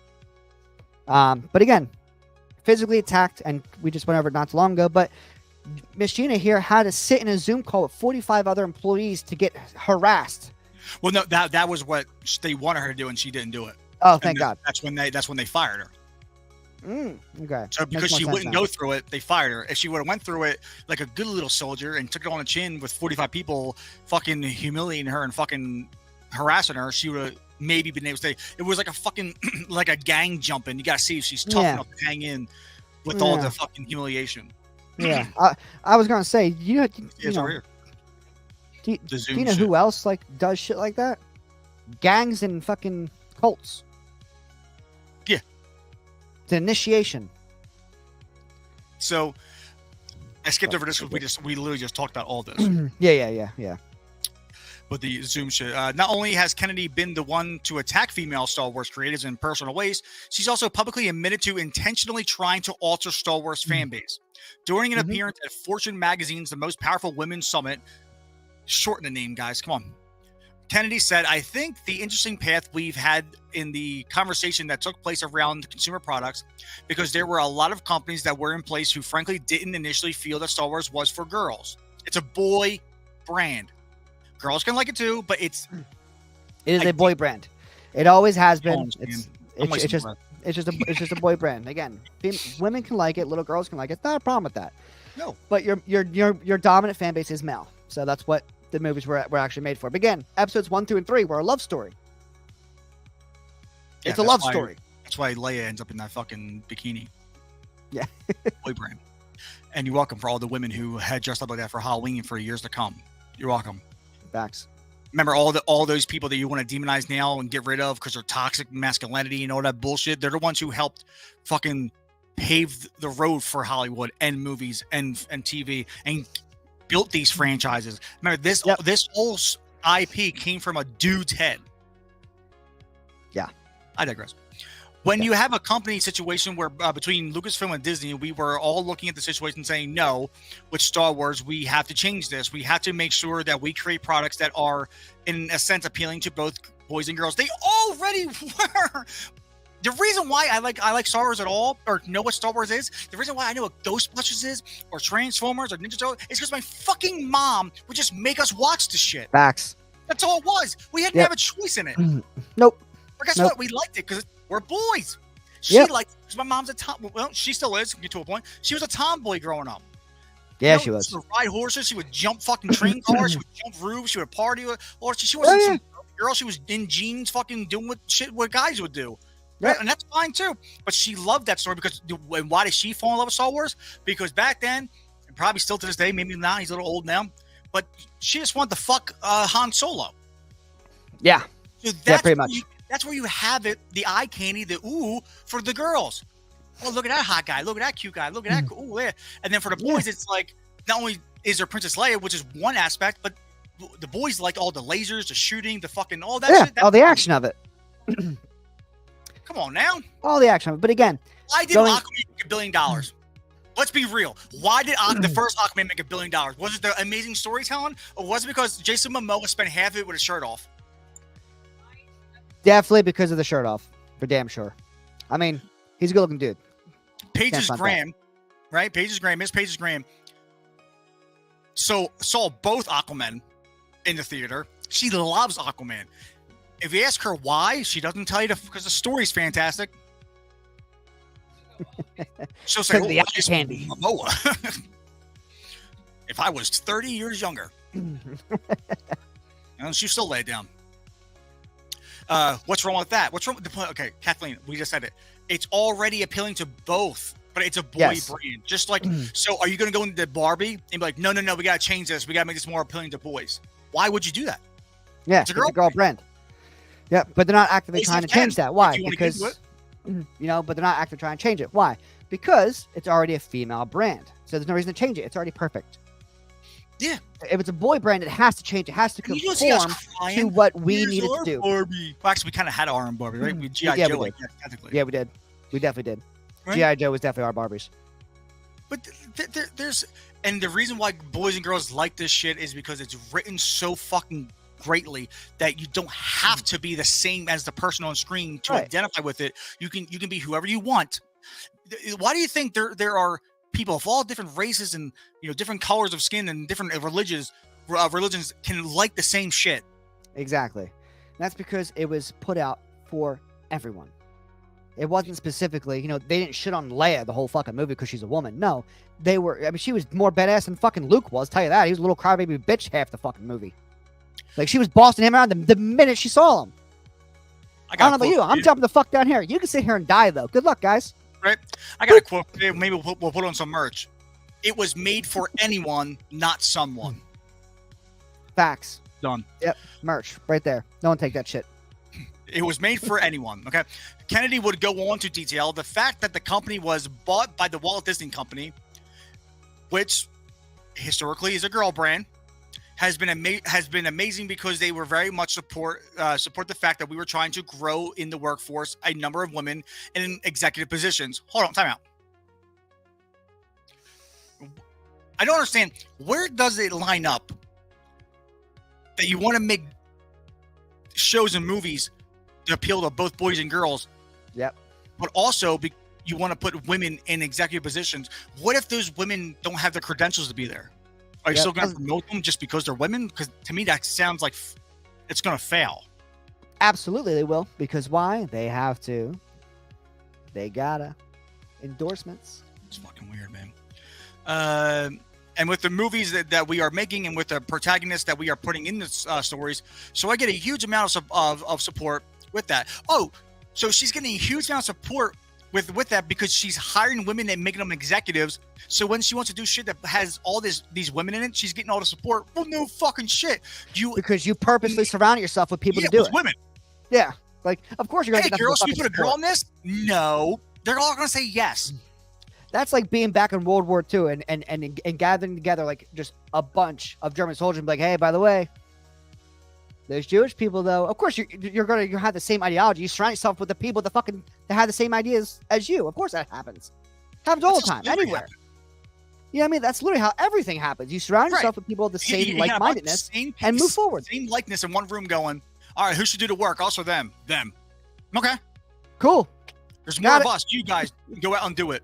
Right. I mean, this is how this works. So, of course, when you surround yourself and promote, the women of your choosing, because, again, I don't think all women would be this way, but when you hand select your executive team, of course, they're going to agree with anything you fucking say. One, you put them the fuck there. And two...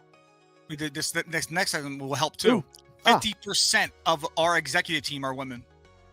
That explains a lot more shit. 6 out of 8 of the people in my story group are women. That makes a lot more sense. It's more than 50%. Yeah, it's like 80. Yeah, it's pretty up there. I wonder why all these people are agreeing to put women in shit. I mean, it's kind of weird, that's odd. That once you, again, no offense to anybody, but I have to stick by facts. It's crazy when you have 6 out of 8 women in storytelling. And your last 3, maybe 4, actually, no, your last 5 projects have fucking failed. Flat on its face. And again, I'm not saying all women are bad at storytelling, but apparently these ones are, because I can't deny facts. And I literally just showed that Star Wars has lost Disney $2.8 billion. And that was released since April 15th of this year. Since buying it. That's not since last year or before. Since buying Star Wars in 2014 or 2013, somewhere around there, they lost $2.8 billion because of, again, people look at, The Force Awakens, it made $1 billion. Oh, it's not how that works. They don't just get $1 billion. There's a lot of costs involved. They have to pay out to movie theaters, ticket sales, advertisement costs, the whole 9 yards. You add all that up. They only made like $400 million. Yeah. Real quick, before we go on, I just want to say that we have, on the Twitter side, we have 23 people watching. Hey, love on you. Twitter. So hey, if you don't mind, YouTube Taco in the Stash podcast, right? That's the whole thing. Yep, or is this Taco in the Stash? Taco in the Stash. Like same logo. Well, now 26 people on the Twitter side. Go subscribe to the YouTube. Follow us here. Well, I just gotta say that on because Twitch. Yeah.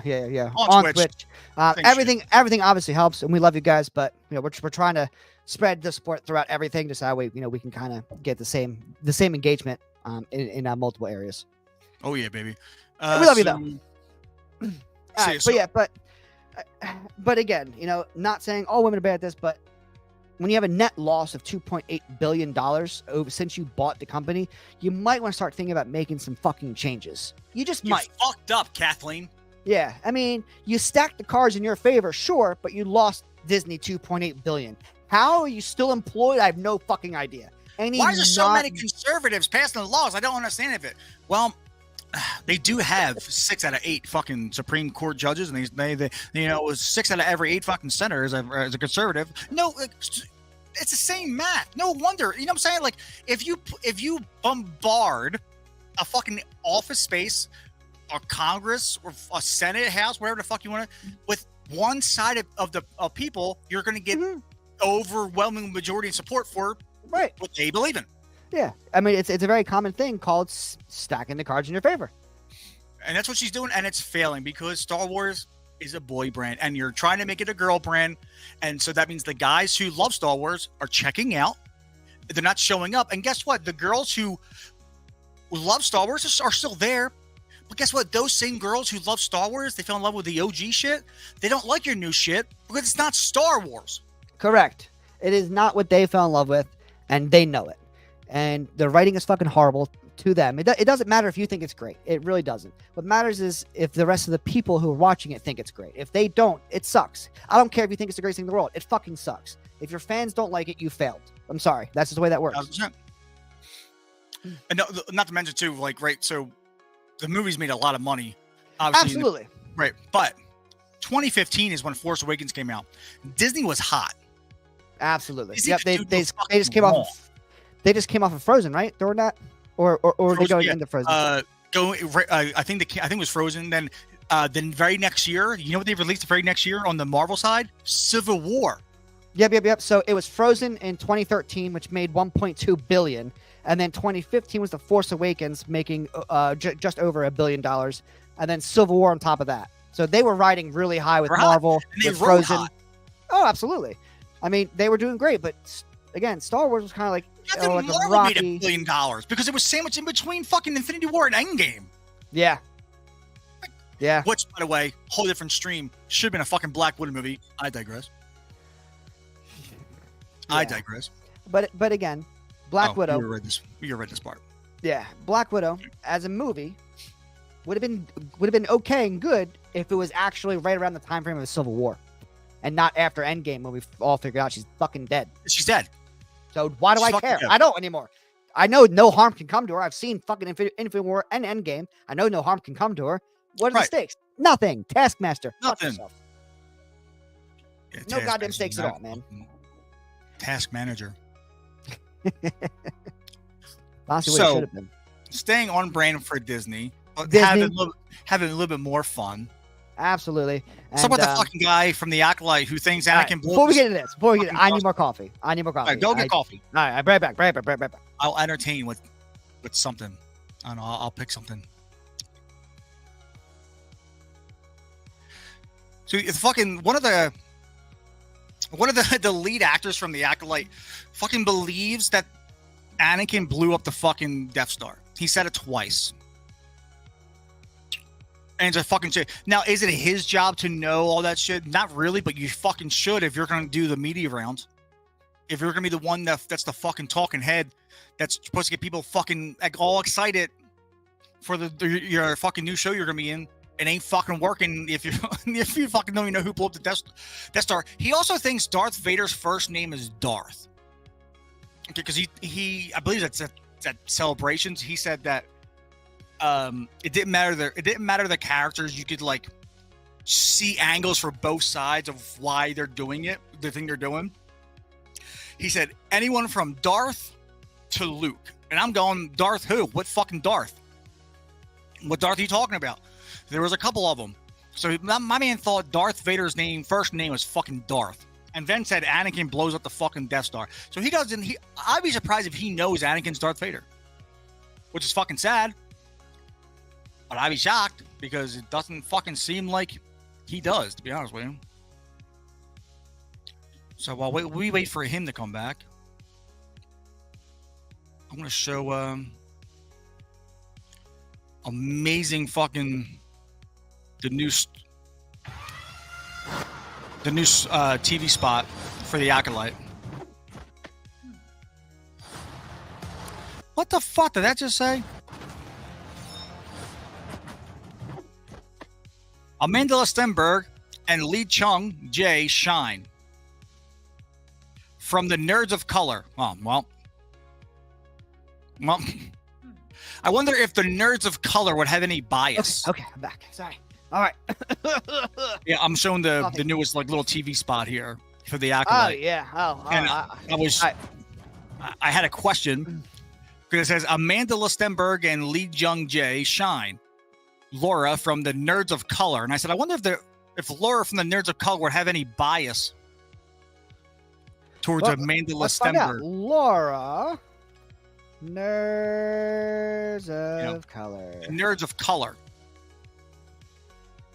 So let's see some of her shit. Amandla, Amandla.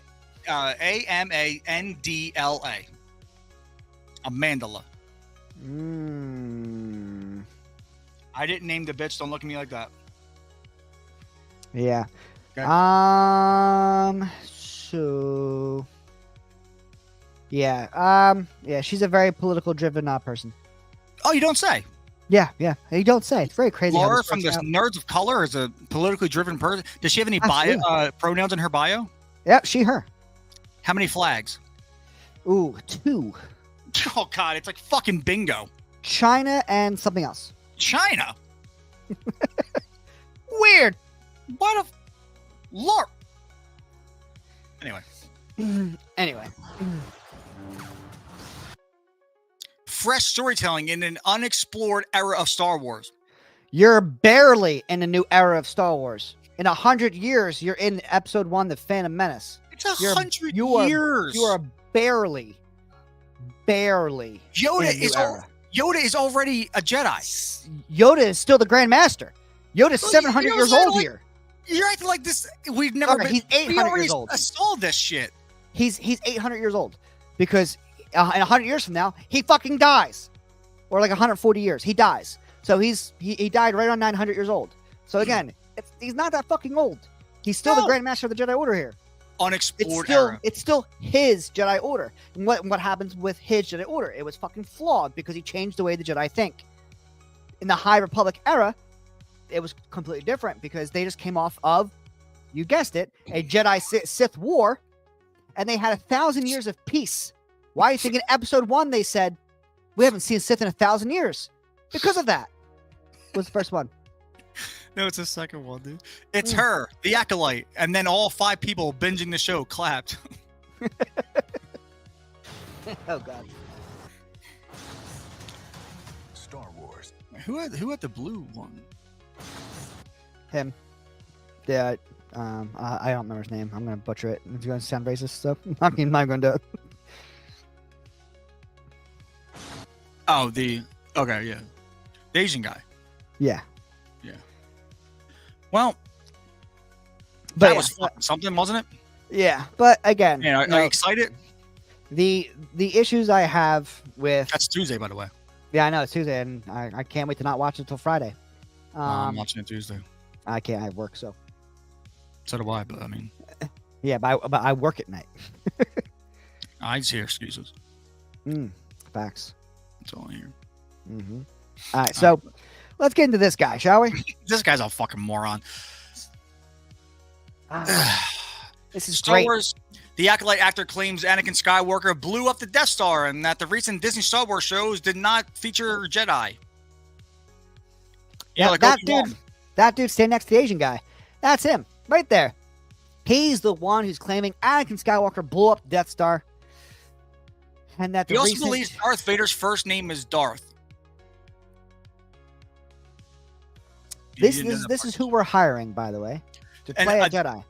I said this when you left to get more coffee. So what I said was, I believe it's during Star Wars Celebration. He says that whether it doesn't matter who you're looking at, you can always find the angle to see why the person's doing what they're doing. He's like, it doesn't matter if it's Darth or Luke, and I'm going, Darth who? Which Darth? There's a couple of them. Yeah, I didn't know who. Now, if you would have said Vader or Luke, that makes more sense. That's an actual person I know. Yeah. I said when you were gone, I said I wouldn't be shocked if he doesn't know Anakin is fucking Darth Vader. Yeah, it wouldn't surprise me either. But again, just like with the Marvel writing process, it's kind of like how they're doing Star Wars right now. Is they're hiring people who have never seen the films, just like Marvel. They hire writers who have never actually held a comic. Yeah, it's actually like encouraged. Like they're happy that you never read the comics because they don't want you to be bogged down by canon and what is actually true. Right. And it goes the same for this. Again, this dude actually believes that Anakin blew up the Death Star and that the recent shows like Obi-Wan and Ahsoka did not feature Jedi. Okay, yeah. So someone never watched the fucking thing. Well, it gets even better right here. Real quick before we hit these shows. In an interview with Nerds of Color. There we go again. Nerds of Color. I wonder why they gave the show such a good rating and good review. Is it because they're fucking? Oh look, Nerds of Color. But Nerds of Color. Now we have like fucking 3 subscribers on our YouTube channel, so I'm not trying to talk shit about sub count, but I would think you would need a little bit more than 4.9K fucking subs to do an interview like this. You're only getting picked because Disney is fucking checking a box to get DEI money because you're the Nerds of Color. Correct. You have 5,000 subs. Disney, like, this is like business-wise, it makes no sense to pick you. No offense. I'm sure you're great people. I'm just saying, what is the fucking benefit for Disney? The only benefit is they can write it off, check the box, DEI money. That's what it is. But it says in an interview with the Nerds of Color, Barnett's, which is the black dude, Charlie Barnett. Barnett's first comments were to claim that Jedi had not been featured in recent Disney Star Wars films and shows, despite them being prominently featured in most recent series, Ahsoka, as well as Obi-Wan Kenobi. Luke Skywalker was also featured in The Last Jedi and The Rise of Skywalker, also The Mandalorian. He said one of the things that was most terrifying is stepping into that position of Jedi. We haven't seen a lot of Jedi in the last couple films or even TV shows that have been coming out. So returning to that storyline, reinvesting in it was... Again, returning to the storyline. This is an unexplored era, remember? Yeah, I think. What are you returning to? Just Jedis. But I'm saying, returning to returning to that storyline. You're not returning to that storyline. Returning to guys with colored sticks. But that's how dumb he is. You know what I mean? Like, so returning to that storyline. No, you're not. That's literally what that's the selling point of the show right now. Is that it's a new era. Ooh, mystery. No, it's not. It's 100 years. It's no big deal. Ooh, we already know what happens. Different guys with colored sticks. Do you like our colored sticks? What he meant to say was concept. We're returning to that the concept. Yes, because the storyline, you're not returning to that storyline. No, you're not. It's done. I fucking hope. Well, it was daunting because the Jedi are these, What? I don't know. That's maybe one of the things that was most terrifying is stepping into that position of Jedi. We haven't. Is it low for you? Yeah.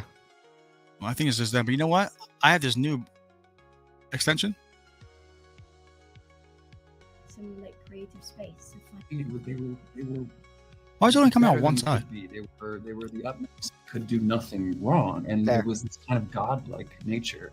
So getting to see more of the personality, seeing a little deeper root into them was terrifying. To be like, how are we going to explore new outlets of a story of people that we've always known so much about, and do it in the ways that are the ways that people love to hear about them or see them.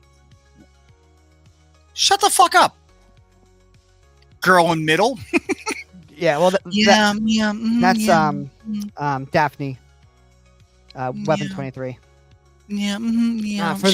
For those who don't know, that is the actress who plays Weapon 23 in Logan, Daphne Keane.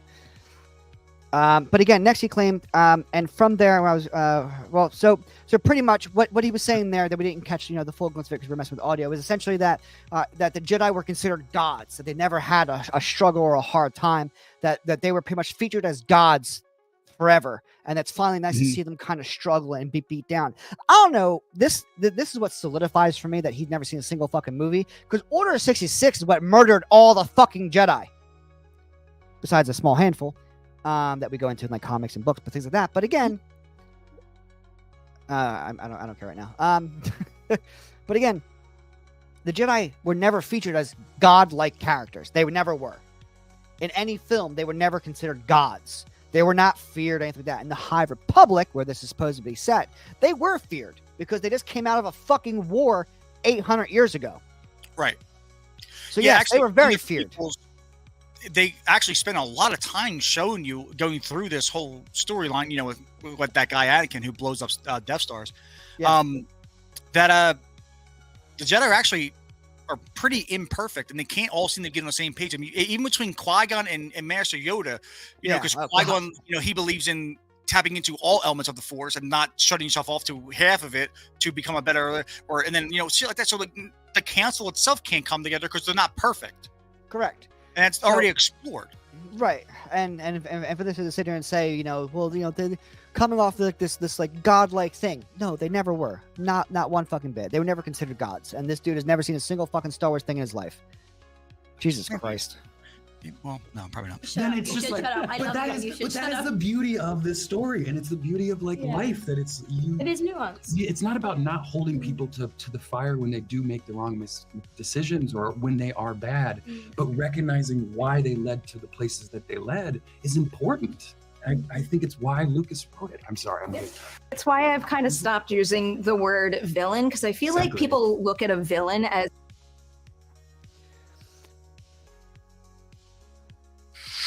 What do you mean you're going to stop me? First off, fuck yourself. I don't care. I'm going to use the word villain because that's how you describe a bad character in a story. Is they are the villain of the arc. They are the villain of the story. They are the bad person. All right, I want to say I'm just going to be frank here. Fuck this bitch. I hate this bitch. I've always hated this bitch. She's fucking stupid. She's fucking retarded. You're gonna stop using the word villain. And I'm gonna let her finish in there her fucking point, but it's probably gonna be some dumbass thing like because not all people are all bad. Not all people do things. Some people believe they're doing the right thing when it's the wrong. Yeah. And that bullshit. But if there's no villain, there's no story. There's no point to your hero. Yep. If there's no point to your hero, there's no point to your fucking story. Exactly. So why write it? But let's see what she has to say. Oh, God, great. A surface level, like, bad person, whereas if I say antagonist, at least that implies depth. Told you. At least that implies depth. A surface level bad person. No, it doesn't. Just because you say antagonist doesn't mean they have fucking depth. What kind of shit? No, it doesn't. It doesn't. It doesn't at all. So is she against a news reporter in a murder case reporting the person who shot 3 children, again hypothetical, but just for the sake of argument, shot 3 children, a villain inside the story? Or should we not use that word because it's it doesn't show depth of his character? We go live to the scene now with Bob. Thanks, Dan. I'm here where an antagonist killed 3 children in a mall shooting. No, a monster. A monster, villain, bad person. A bad person killed these. It's okay to use these words because in life you have heroes and villains. Good, bad. You have it. So and that's why storytelling has been such fucking shit for the last 10 years. Yeah, because it's people don't know how to write villains, and they definitely don't know how to write fucking heroes. Mm-hmm. Yep. Again, it's the whole ideology behind it, and that's the reason why is because they're moving away from villain and hero, and what are people feeling? And let's just focus on writing your fucking story. But again, they're so worried about who they're trying to bring into their movies and TV shows that they're destroying the very symbols that this show stood for. Oh, I didn't know. Or what the title. Right. Oh, let's do it from the beginning. I can. Charlie, you're Alright, getting cool. my first questions. I'm following up on something you told my colleague at Star Wars Celebration. You said that one of the most God. exciting things about working on this project was that through the language and the development of these characters, you realize that bad and good is in the eyes of the beholder. I got in trouble for this question. Can you tease specifically how your person? The eyes of the beholder, good and bad, are in the eyes of the beholder. You mean the writer? Yeah. The person who can write it? The person who designed the show. No. Your group of writers who already determined who's good and bad. Yeah, George Lucas left it pretty up in the air. Oh, was Vader bad? Was Luke good? No, George told you from start to finish, good, bad. Why? Yep. You'll find out over the next 2.5 movies, as you're halfway through, I do hope. Just fucking. Personally must reckon with that particular idea. Ooh, it's hard to not, because into the episodes, there's so much we can't give away. Yord is invested and committed to the council. He is committed to this Jedi Force leading the people, leading the universe into a positive light. And I think he truly believes the good that is grounded in that. Though, life is way more complicated. And I think of the times, as It's really not. kids, when you realize your parents aren't gods, you know what I mean? Yes, they are. That's the point. Your parents are gods, and yes, they are heroes. Because they're your parents. That's how that works. That's the dynamic gets set up because your child really does believe in you. That's why there's actually a older saying is, in the eyes of a child, a mother is God. A mother can do no wrong. Right. No matter how bad, mean, So this dude already, be. a few minutes in, has lost every ounce of respect I had. Oh, brother, don't give him too much credit. He's 56 seconds in. 56 seconds Not in, even a minute yet. and I no longer care what he has to say, period, moving forward, because he already he's already dismantled the idea in his head that parents are not gods. Right. You So, didn't have a great upbringing. Sorry. Yeah, let's listen to what he says. That moment when the kind of shatter comes and everybody becomes just human. You have a little bit more empathy, but it also creates this kind of... They are human, besides the aliens. That's the point. They're living things. You don't... Yeah, Jedis don't become human once you get equal with them. They are humans. That's why they make mistakes. Yes, they're not perfect. Yeah, they're imperfect. We literally just said this. Literally. But again, this whole... Shut up. Let's listen to Charlie. of I feel like I've been lied to or manipulated in some ways. I think What are you talking about? I think he's referencing like the Jedi as a whole, and the characters that can sort of realize that the Jedi are kind of more leaning towards this way. Why should I do that? They're the actual villains of the story. Yeah, that's what. Well, so Jedis will be in the Acolyte. So, from what I understand, that this story is told through the eyes of a dark Force user. So to her, the Jedi are evil, which would be correct because that would be the ideas behind that character. Since she's a dark Force user, she would think the Jedi are bad. For what reason, we don't know yet, but it's probably something stupid. But again, that's the kind of how that would work. But for the Jedi to question themselves undermines the very aspect of being a Jedi. Now, you can argue like Qui-Gon. Qui-Gon didn't believe really in the Jedi. False. He did believe in the Jedi, but he believed that their loyalty should not be to the Jedi Code, but to the Force itself. So that's where him and Yoda really differed from. Is Yoda was very, very strict on the Jedi Code, where Qui-Gon didn't really give a fuck about it, and was mainly his whole thing was the Force is God. I will listen to the will of the Force. No, 100%. I don't give a fuck what you tell me. If the Force wants me to do this, I'm doing it. Sorry, my bad. You can hate me, whatever. Doesn't matter to me. This guy's fucking retarded. Yeah. I think that's some of the experiences that Yord is terrified by. And 51 people on the Twitter side of it. We love you. I love you so much. May come to experience, but I can't really talk about. Okay. I give free kisses out. But yes, Every 50 people.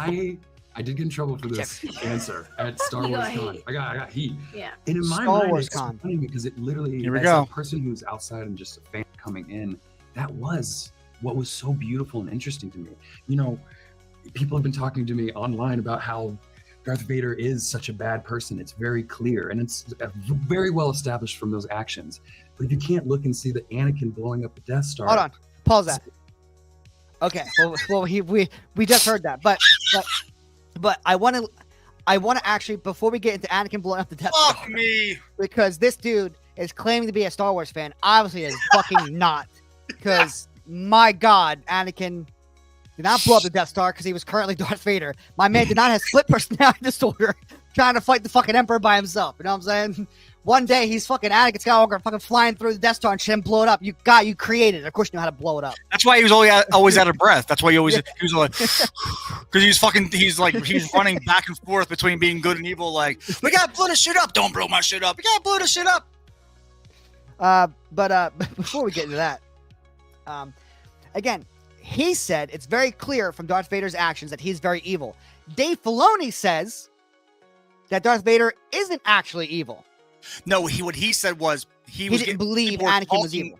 He was being Charlie Barnett here was being talked to online by fans. The fans were telling him Darth Vader is evil. It's fucking clear. Yeah, but he doesn't. He also doesn't believe it, and neither does Filoni. No, Jesus Christ! All right, let's continue. I'll go back about 10 seconds. Yeah. So we can capture the whole thing again. But because this fucking dude, here we go.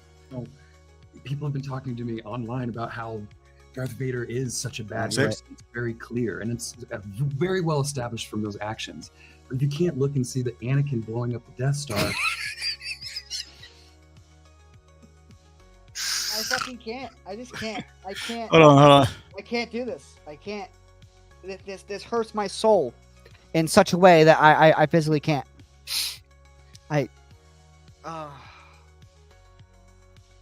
Boy, oh fucking boy. And then it pretty much goes back to where we were, because then they pretty much just tell him to shut up and stop talking. But here's my issue, and I'm going to let it play for a couple more seconds, and I want to see if you can point out my biggest issue with this whole thing. Possibly killed millions and millions of people. I'm going to get in trouble for saying this right now. What was it? Wait. So wait, so not only did Anakin blow up Death Star, but now he's worried about the millions of lives lost on the Death Star? That's his reasoning of why Anakin is bad, because he blew up the Death Star and he killed millions of lives. Yeah, first off, it's not. There are not it's millions war. of people on the Death Star. I mean, even if there was, it doesn't matter. It's war. Shit happens. Right, exactly, right? We are a small force coming against your entire empire. Yeah. That's not what I have issue with. Right? What he said is retarded. Yeah. I'll show you where my issue comes in. Possibly killed millions and millions of people. I'm going to get in trouble for saying this right now. Why are you laughing, interviewer? Yeah. Help the man. Hey, don't you mean Luke blew up the Death Star? Throw him a fucking lifeline. Yeah. You're laughing with them. Every Star Wars fan now is not going to have any faith in the show whatsoever. Well, no one ever had fucking faith in this bitch. But I'm saying, but just now it's far worse. I can't. I physically, I fucking can't. I can't get over the fact that he said Anakin Skywalker, and the fact that he believes why Anakin's so bad is because he blew up the Death Star filled with millions of people. Again, Darth Vader did not have a fucking split personality disorder of some kind and portrayed himself as good and evil inside Episode 4 and blow up his own fucking shit for shits and giggles because he wanted to piss off Daddy Palp. Don't get it. We have not what happened. 67 people here now. 63 on Twitter. Love you. Thank you. How you doing? But again, I don't know what in God's name that dude is thinking or whatever happened. Maybe he was nervous. I don't know. I don't fucking know. But a few of the issues I had with it is the fact that he said Star Wars Con. That's where he was at. It's Star Wars Celebration, not Star Wars Con. Star Wars Con doesn't exist. It's Star Wars Celebration. It's not even the right fucking CON is not fucking celebration. Celebration. Con. I don't know where we get that from. And the fact that he has a yellow lightsaber. Now, again, this is very dependent if this TV show is going to follow the footsteps of the established classes of Jedi per se, like Green Counselor, Yellow Sentinel, Blue Guardian, things like that. If it does, though, if it does follow that same concept, him having yellow lightsaber would establish him as a Jedi Sentinel. Jedi Sentinels didn't really give a fuck about the Jedi, even though he says his character is devoted. Like, yes, Jedi. No, Sentinels were pretty much like our Jedi covert agents that went and hid in the populaces of different planets. That's why it's actually established in canon why Palpatine was so afraid of the Jedi Sentinels, was because he couldn't find them. He didn't know where they were or what the fuck they would do next. That's why he was so terrified of them. And yes, that is absolutely in canon. I can't remember which book it was, but it was about Palpatine as he was taking over the Senate. Yeah, 70 people in here now. The live 66. We love you guys. We love you. How you guys doing? Okay, so let me go show you my guy here. Star Wars Theory. Yeah. Star Wars Theory. Yeah. So he says, here's the clip of this moron. He says, nice. Look, yes, it's funny they don't know shit about Star Wars, but who cares? Actors are the puppets of the writers. Their job is to act. I couldn't care less. I could care less is the right phrase. I digress. If he knew who Anakin was, clearly doesn't, but I do care if the writers and directors do, so we shall see. Star Wars Theory, I love you. I never talked to you. Like, you don't know me, but I love your shit. I love you. Hey, he has his own theory sabers. They're fucking awesome. You should go check them out. Yep, absolutely. But it does matter because, obviously the actors are the puppets for the writers and directors, but the actors are the mouthpieces for the fucking shit. That's whether it be a show or a feature. They're the mouthpieces that promote the shit. That this is called a promotional tour. And if this guy doesn't know who the fuck Anakin Skywalker is, why would I watch it if I'm a fan? Exactly. Why? Okay, like for a more perfect example. All right. Why do you think fans love Henry Cavill so much? He's sexy. Besides being sexy and a complete nerd, which we all love him for, it's the Because fact that he knows his shit. He knows his shit. So when he goes and talks to fans, it's just nerds talking with each other, being happy and exploring the stories together. That's the whole point. Now, if this actor doesn't know what the fuck he's talking about, no Star Wars fan will ever connect with that dude at all. And then we just back away from it entirely because we obviously know he's a fucking idiot and he doesn't know what the fuck he's talking about. Yeah. So yes, it does matter if your actors and actresses do know anything about Star Wars when they're actually, actively engaged in it, because we have to engage with them.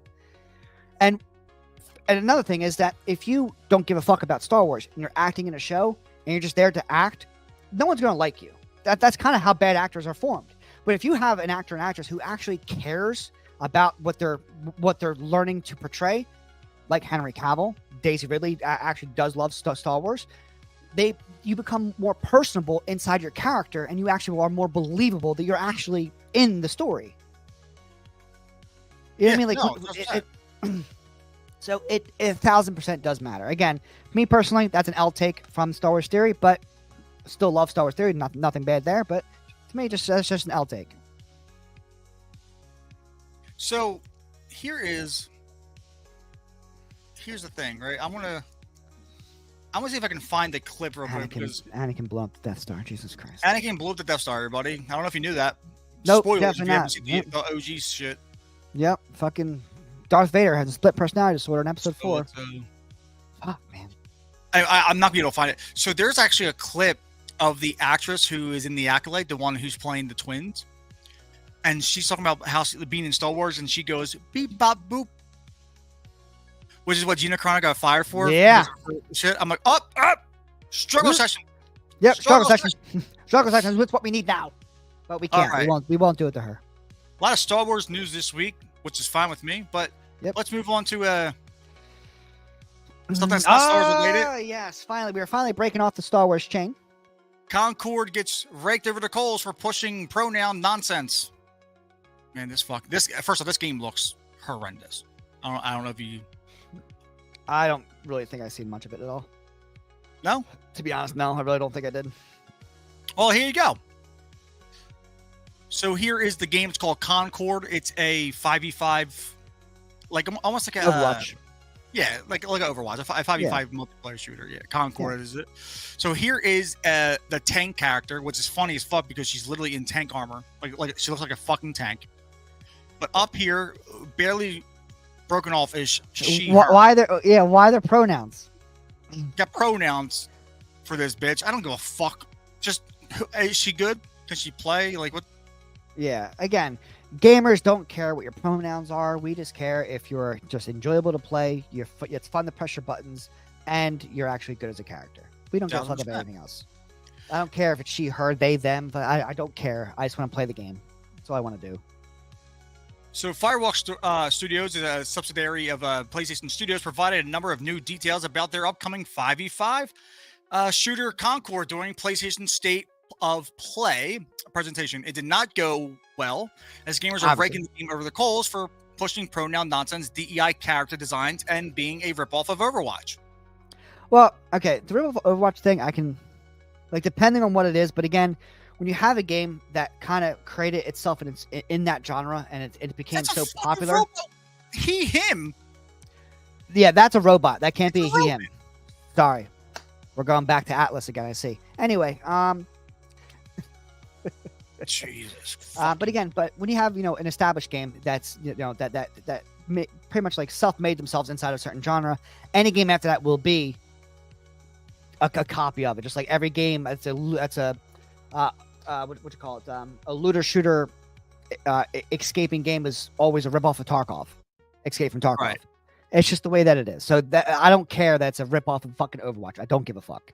What I do care about is them throwing in fucking pronouns and shit. For again, a robot, I don't understand how that works. Unless it's someone inside. Is his name One Off? One Off is definitely the name. One Off. I mean, it's a clever name at least, but okay. Lark. Undecided. I would probably agree with that, but it looks female. It's a very feminine styled face. Is she a fungus? I believe so. That's the way she looks anyway. Undecided. Oh shit. It says it's highly likely the game will explore transgender ideology. No, well, shit. As well, given, I don't know how you pronounce that. Explains every character brings their own unique personality, skills, and wide-ranging perspectives to the crew. She also details every week when you log into Concord, you will be welcomed with a new cinematic vignette that will give you a chance to see our characters off the job. They will feature ongoing narrative arcs that grow the character stories and relationships and unpack. I don't give a fuck. Now, Grant, there might be some people that do. I don't. Majority will not. Majority will not. Because why? It's a fucking arena shooter. No one cares about the story. Just like Overwatch. When's the last time you heard people talk about the story, let alone the PvE aspect that got canceled twice over? Yeah. Why? No one cares. Just the way that it is. Brazilian gamer Cabrutus Rambo, who created the Sweet Baby Inc. Detective Stream Curator list, and DEIDetective.com. That's another he made that too. That's a good one. Reacted to the list of pronouns, writing on Twitter. So the Bleep robot has pronouns in the next Sony game. Okay, so it's a 3-letter F word. I'm gonna guess it ends with G. Stop it. Maybe, yeah. So the Blap robot has pronouns in the next Sony game. Okay, and it's a he, him. It's a fucking robot. It's a robot. Oh my god, finally, literally a playable tank. She looks like a fucking tank. Yeah, she does. She definitely does look like a tank. What the fuck is wrong with you? PlayStation's new Hero 5v5 PvP shooter Concord is full of diverse character designs, and they even have their pronouns listed below their names. See top right. Who is this game for exactly? People who aren't playing it. People who won't fucking play it. Yep, people who won't play it because they just don't play games. Sorry, it's not going to happen. I don't know why we keep trying to do this. I have no idea why. Hero shooter Deadlock? I don't know. Never heard of it. Yeah, me either. I'll check it out. PlayStation should honestly just stop working on live service games. Yeah, probably. To be fair, probably. Yeah, right. Concord Cinematic was giving me Guardians of the Galaxy vibes until they show it's a 5v5 shooter and all my interest went away. Hey, that's fair. It's not for everybody. That's perfectly fair. Concord looks exactly like the kind of game I would never play. Hey, nope. Same. Weird. Look at that. Already bonding. I can't believe, dude, these fucking, I love that people are so ruthless. A 10-second countdown for a 30-second countdown is insane. Nice. Love that. Sony, understand. We want games focused on single-player narrative and not multiplayer service games. Here we are. Concord equals Valorant equals Overwatch. Nothing new here. Facts. Wow, Jesus. Concord, a game no one asked for and no one will play 6 months past launch. Also true. Anytime someone mentions 5v5 live servers or battle pass, it's already a bad sign. Also true. Why does the common sentiment held by many studios nowadays seem to be, we need more Overwatch clones? I don't know. I don't know. Because Overwatch 2, the tail end of Overwatch 1 failed. Yeah, and Overwatch 2 failed from the start. Yep. Why the fuck? I don't know why they keep doing this. I don't know why either, but it's what they wanted to do. Blizzard, I don't know. We'll figure it out. Probably not. The gaming industry condensed in one video, Souls-like games as a service remakes ports. I don't know if those comments should be there, to be honest. That fucked me up. Y'all spent an unnecessary amount of time promoting Concord. I like that one. It's very... Oh, this one. Yeah, this guy's really pissed off. We want single-player games with decent graphics and amazing narratives and gameplay. Open source engines for modding. Take risks like your predecessors. Actually innovate instead of rehashing boring styles. We want to play finished games with no need for DLCs and definitely no microtransactions. Brother, you're in the wrong business. You're in the wrong business. That's all you're going to fucking get, is what you just said. That Concord cinematic was so bad, I'm never touching that game. Well, fair enough. Dear Sony, the games as service modeled is not sustainable. We don't want 20 of them every announcement showcase. Can't you drop at least 1 or 2 quality single-player experiences this gen? Tentpole experiences like you used to be known for? Ouch. That's hurtful. Yeah. Might make me cry. No, it won't. 100% not interested in Concord. There you go. It comes out August 23rd if all y'all in chat are fucking interested in playing it. Look at this article. Sony attempts to spin Sweet Baby Inc. influence Marvel Spider-Man 2 as great success, despite sales not even reaching half of the original game.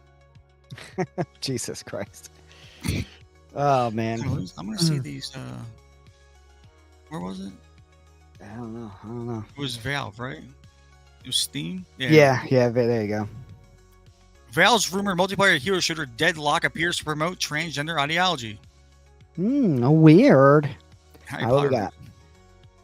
A character description for a hero in Valve's rumored multiplayer hero shooter game appears to portray the characters are so-called non-binary or transgender. Oh, yeah, look at this. Aaron Fairfax, the eldest heir to the Fairfax Industries, has been living in hiding for the past 5 years after being shot and left for dead on their 18th birthday.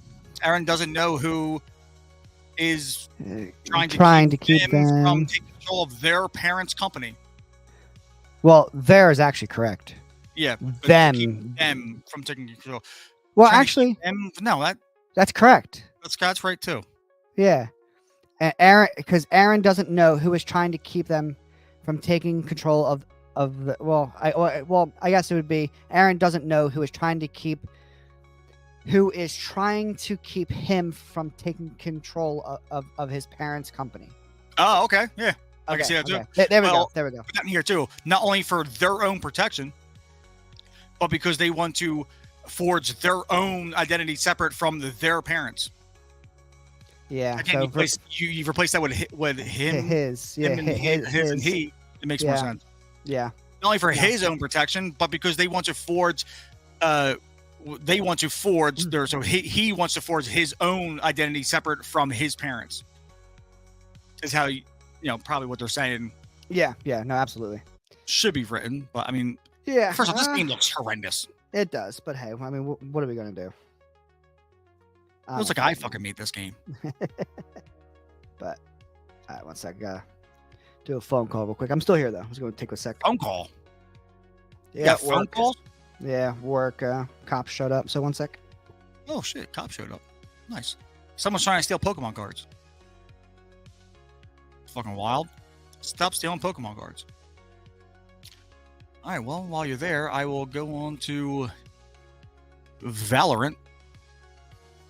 Because this fucking shit is fucking wild too. Valorant threatens hardware bans against players who engage in erroneous trash talking. We won't miss you. You might. You fucking might. This new player policy was first revealed to the public on May 30th, courtesy of Valorant studio head Anna Dolan via a recorded developer update published to the game's official YouTube channel. Oh, look. There she is.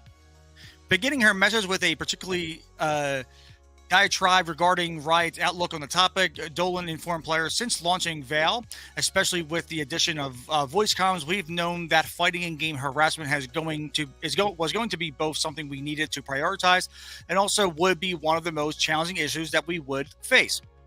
We've been working on systems and technologies, and we actually have been making a lot of progress, she added. But having large global player communities presents unique challenges, evolving challenges.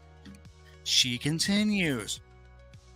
Keeping our community healthy / dev updates, moving to offer clarification on these challenges, the studio head then revealed, I've spent the last couple of weeks reviewing player logs, looking at penalty escalation paths, discussing player behaviors, player behavior philosophies, seeing where they're working and where we absolutely need to do better. It's not the first time I've had to do this. It will not be the last. It's important work, but it's not always easy work, she continued. I'm a human and a parent and a caregiver and a team lead, and I'm almost every aspect of my life. And in almost every aspect of my life, I feel this deep responsibility to protect people. I bet you do, because you're just a perfect person. You're Jesus Christ. And this is no different. The responsibility of protecting our community of Valorant players is one I take very personally, and I can tell you that very often it can feel like I failed in that responsibility. So it's your fault. Perfect. I can stop reading. I figured out whose fault it is. It's this bitch's. Following the admission that player behavior is complex problem space, Dolan moved to assure Valorant's player base that Riot has always taken this topic seriously. That's been true ever since we launched League of Legends, but at the end of the day, there are still some people in this world who want to take out their insecurity and their bad day on their hate on their whatever on some stranger through their computer screen, she laminated. So we work harder, we take steps. Or maybe people just think it's fucking funny to say really outlandish, edgy shit, because especially how soft that we become in life. These people wouldn't last. I grew up in the MW2 lobbies, all right? Yeah. I mean, fuck that. MW2 lobbies. That's what I said. Yeah. I'm saying like just the overall MW series. What was our lobbies? Yeah. But MW2 was like that first, like really like. Yeah. Popped That was the chat right there. That was the voice chat where you had that thick skin. Yeah, you definitely had to. So I mean, we get the idea. So let's scroll down here. So it says, to this end, Dolan explained that Riot will be undertaking 4 specific tasks to help them achieve their goal of cleaning up Valorant's voice chat.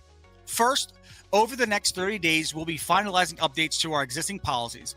This will allow us to issue more severe penalties and faster, with a focus on the most severe behaviors. Things like hate speech. Let's stop there. What is hate speech? Yeah, they need to define hate speech. But also, with all of this moving forward, the question it has to be asked: do you have a whole team of humans dedicated to filtering these reports? Nope. If not, your AI generated bullshit is going to ban every report that comes through because it just has that speech and keywords.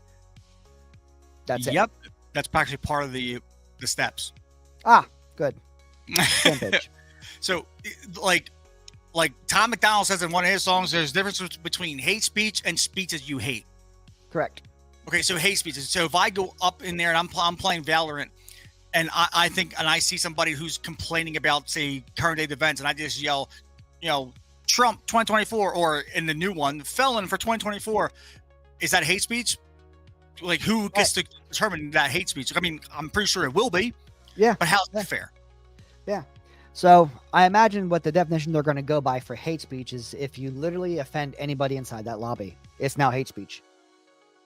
Oh, I guarantee you that's going to be the outlet that they're going to go with because they received so much backlash for this. That's fucking stupid. Severe sexual content. How can you get severe sexual content on voice comms unless you're just saying people throwing grapes around, if you will? I guess that you can say that's severe sexual content. Yeah. But wouldn't that be more of threats of violence? Yeah. And not severe sexual content? Yeah. Well, I guess I guess just talking about sexual content would be considered severe sexual content, like talking about body parts or anything like that in a sexual manner. I guess is now a bannable offense apparently. If someone said, if some if there's some 12-year-old and then he hears a girl and goes, "Show me your boobies," that's not severe sexual content to me. Done. Banned. Severe sexual content. Titties right there. Boom. He said the magic word. There it is. There's a severe content. Titties. It's the T. Mm-hmm. The hard T. The hard T, not the soft B. Threats of violence, which have no room in our game, and we will continue to adjust those categories when and where it's needed. See, that's the fucking part that gets me. We will continue to adjust those categories. So these categories can change based on what they feel is correct right at that time. Yeah. Yeah. So which is a problem. One thing can be hate speech one month, and then 6 months down the line, it could change, and nothing that I got banned for is no longer hate speech. Yeah. So then what do you do? Charge. Do you want to ban people? Yeah, I mean, I don't get it. I don't know if you heard when you're making your call, but one of their suggestions is hardware banning. Mm-hmm. Well, hardware banning has been a thing in Valorant, which I was kind of pissed off about because, I still play League to this day. It's been 10 years now, but to get a ban in League, you really have to try to get a ban in League. Yeah, true. Like out of my tenure, I've never been banned ever, not even chat banned. But if I go in Valorant and if I leave a match 3 times, I'm banned for 3 fucking days. Like the fuck, the penalties are so much severe in Valorant than they are in League of Legends, and I don't understand why. But again, you're attacking this in all of your games, quote unquote. I only see you talking about Valorant because you're the Valorant head. What about League? Right. League is far fucking worse. League is probably one of the most toxic communities I've ever seen in gaming. Yeah. And it's far worse because it's had the time to be. Yeah, you know what I mean? Because now you got people who's been playing it for all 10 years. And that's fucking text chat. That's literally logged in your servers. Yeah. How do you not ban people for that? So that was our first step. Their second step is we need stronger tools to deal with a broader spectrum of harmful player behavior. So we're introducing new actions. This will include penalties ranging from temp bans to permabans, all the way up to including hardware bans for our worst offenders. Hardware bans are an extreme form of punishment, so we will apply them only in the most extreme cases with clear evidence and manual review, similar to how it works with anti-cheat right now. That I'm okay with. This whole thing I'm okay with. Yeah, I'm absolutely. Especially if you're going to hardware ban somebody, I'm glad that's going to be a manual review. Yeah, with clear evidence. But again, what determines them to be your worst offenders? Is it these guys? 3? Is it 3 times? But I'm saying, but how many bans do you have to get to be one of the worst offenders to receive a hardware ban? Do you get banned once for 3 days, 7 days, and then permanent? Because but here's the thing though, right? So how's this going to go? Is it going to go temporary, 3-day ban, 7-day ban, perma ban, and then once you hit perma ban, do they review it and go, we just hardware ban him? I don't know. You know what I'm saying? Where again, there is no clear this either. Right. To get this. To actually what they determine as those things, because there's no definitions of them here. Third, because we're making these changes, we anticipate there's going to be more reports that will require manual review. So we'll be beefing up the teams that are needed to support that. Well, thank God you fucking thought of that. Yeah, because they're absolutely gonna beef up. Do you want to know why? Because people are assholes, and they're gonna report people for literal nonsense. And your system's gonna ban them because it has a keyword. Yeah, of course. Fourth, we've been testing Riot voice evaluation systems. In North America, in English only. Racist. For a while now. It's still in beta, but it's been working really well so far. Players who have been actioned upon by RVE have not reoffended at a 75% rate. This reduces the overall number of repeat offenders by. I feel like I'm reading shit for like fucking people who go to prison. Yeah. First off, how about this? Mute them. Jesus Christ, what an idea. You Radical don't. man. You can't be a repeat offender if I never hear you. You know what I do, honestly, and like just as me, because I know people are fucking just really weird and they're assholes half the time. Retarded. That, yeah, retarded. Regardless, however you want to say it, doesn't really matter. But whenever I'm streaming anything like that, the minute I get to a lobby, I hit mute all. Me too. Why? I don't want to put the faith of anything into a random person over the internet. Fuck no, absolutely not. Why do other people? For content. That's why. For content. Yeah, we showed that last week. Yeah, for content. That's why they do it. We're looking to roll this out to more regions later this year, adding support for additional languages, while also taking into account local regulations on player safety and privacy. What do you mean? What does that mean? So are they talking about local law enforcement? I think we're adding support for additional languages while also taking into account local regulations on player safety and privacy. No one has local regulations on player safety. Yeah, they do on privacy. They do on privacy, but not on player safety. That don't allow.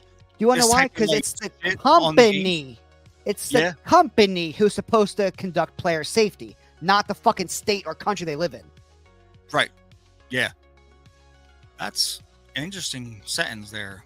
Yeah, very interesting. So I'm curious on what local regulations mean and how they're going to use local regulations.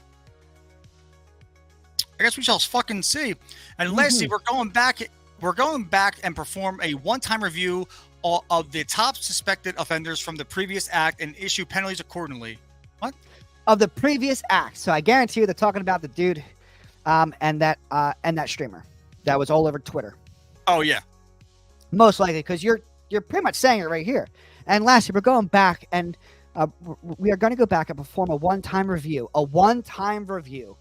What's that mean? You're going to go back and ban them for a PR stunt. Accordingly. Look, she doesn't even like say it to where like there might not be penalties. We're gonna go back and act and issue penalties accordingly. So this guy's getting something. Even though he was egged on. And she said, I'm only unmuting him for content. Right. Because that needs to be looked at too. I think that's an aspect that you need to look at as well.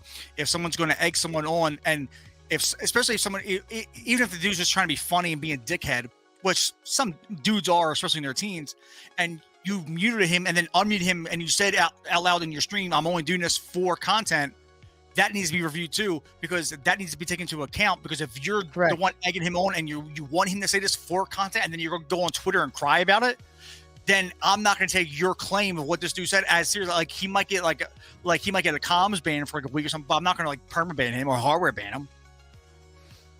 Yeah, I mean, again, if these things are usually not one-sided.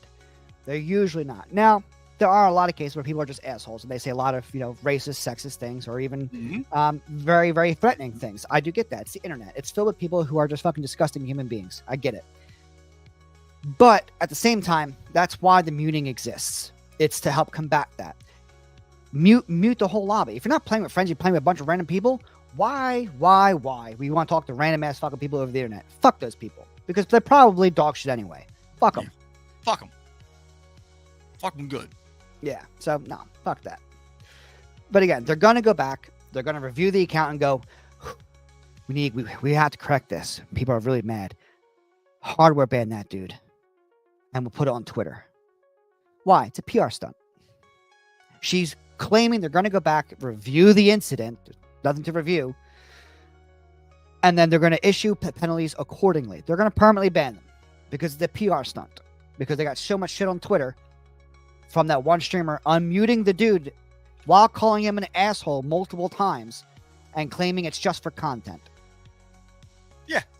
For that. She said, I'm only doing this for content. And then egged him on to say the word grape. literally egged them on. Say, oh, so that's what you're gonna do? Oh, that's what you're gonna do? That's what you're gonna do to Rape me? you in the mouth. Do you remember that skit? Yeah, I do actually. Whitest kid you know? Yeah. Yeah. The Come back graping. here, kids. I'm gonna grip you in the mouth. Whoa, what? It sounds a lot like the other word. Get your mind out of the gutter. The I'm gonna whitest kid tie you you know. to the radiator and grape you. Yeah, 2006 man. was a different time. It was. Whitest kid you Wow. know. It's fucking hilarious. Yeah, we had purple and green ketchup. So, did you see this? Well, you got Sony Required Page Network account for God of War Ragnarok. Well, It's like they want people not to play their shit. I know there's at least 177 countries that won't be playing it. Yeah, me too. Helldivers 2 again. Yeah, this whole fucking thing. Sucker Punch. Productions. So this person said, cancel my pre-order since PlayStation wants to force me to link my Steam account to my PlayStation account unless PlayStation Abrogates this sure, policy. I won't be purchasing any PlayStation title. Thank you for your feedback, man. Hey, just so you're aware, a PSN account is required for Legends Online multiplayer mode and to use PlayStation Overlay. It is not required to play the single-player game. But it is. But it is. But it is crazy that you actually have to do it for single player games. Because that's why what was the other one? Ghost of Tsushima, whatever that it's called. PlayStation Network linking. Boom. And then now God of War, PlayStation Network linking. Weird single player games that require it. Ghost of Tsushima developer confirms There it is. PlayStation Network linking required to play multiplayer mode for Director's Cut on PC. Right, but only on PC. Obviously, but the whole thing is why? Why do I need to link it? For what reason? Because I want you to, okay? Just do it. I don't get it. 80 people on Twitter. How you guys doing? Love you guys. Love you guys. So now let's look at let me click on this right here. Oh, Who the fuck is this bitch? What the Oh fuck? man. Silent Hill 2 was one of the most treasured games of my childhood. All right. And let me tell you, dude's wife was not bad looking on PlayStation 2. Oh no, All right. I'll show you. See, we don't lie to you here, ladies and gentlemen. That's No, what she looked like. That's what she looked like on PlayStation 2. What the fuck is that? What is that? I don't know what that is. Somebody said on Twitter, she looks like the dude, the male lead from X-Files. I can see that actually. Oh god. Like she was kind of like, she looked like a woman here. Yeah. Yeah. And then It's How always is the that? jawline. it's always a jawline. They always gotta make You it notice fatter that? for some Look reason. at this. Look at this. She had a clear cut jawline. Look at that shit. Very pretty. Obviously, it's Silent Hill, so she doesn't look like hot or nothing. But I mean, Yeah, she's obviously dead, but hey, look at that. Look, like she just looks so confused. She has no idea what's going on. She's Much looking out more there to like, film. I'm gonna fuck that thing up. And she's looking like, I don't know why I'm here. did you just misgender me? They're uglifying the woman on purpose. It has to be. I It agree. has to be. I agree. I mean, we just went over this 2 weeks ago, or 3 weeks ago, on Star Wars Outlaws. The main character for Star Wars Outlaws is, I don't know where we went with that. We going to a weird place on the internet, boys. That was weird. Just scroll. There it is, right there. Yeah. She just needs a little love, is what they're saying. Just paint her Paint her blue. blue, just like this. Yeah, I can see that. I can see that. That's great. Yeah. Garth. Why? Oh my God. Oh, what is that? Help me, James. I can't find the nearest McDonald's. What the fuck? Oh, I love that. That's great. Oh, why we're here on the good old Twitter. Oh, yes. Or X, as the people call it. MLB, baseball. Oh, I thought you put an MIB. I was like, what? Really? Right. Oh, okay. Right. Yeah.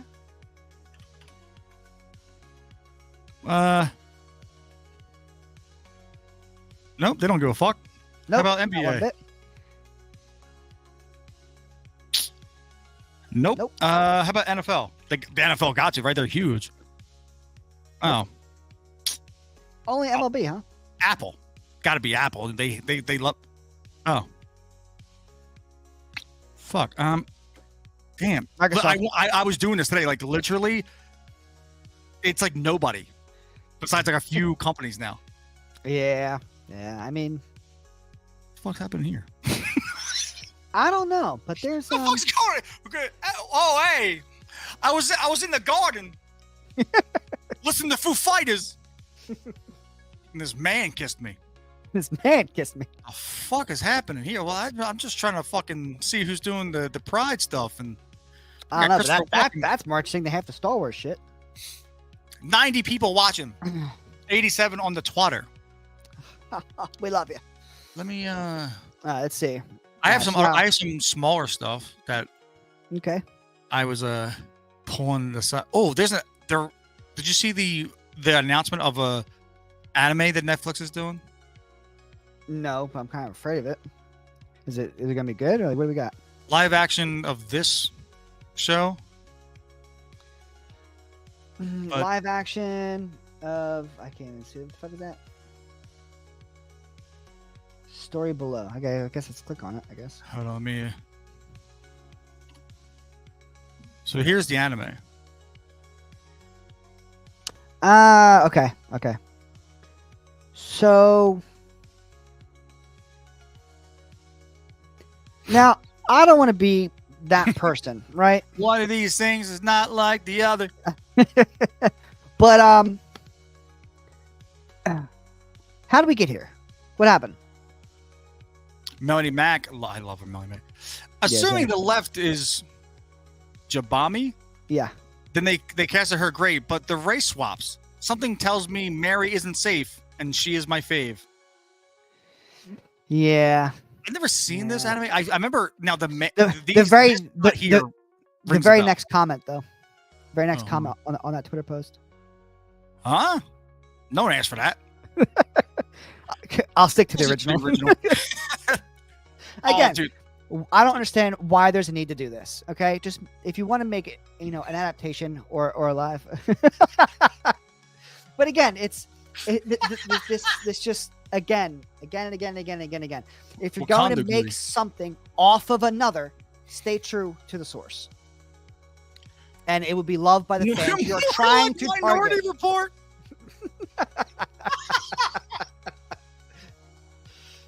Oh God. Oh my god. And this is why we love the internet sometimes. Oh god damn it, dude. So tired of this. People need to start complaining directly to Netflix customer service.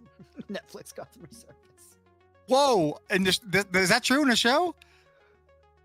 They have a black girl who becomes slave? Dang, I think so. Yeah. bro! If that happens, that's Again, we have to remember it's ballsy. based on it's based on an anime in Japan. Hey, look, live on X. It's us.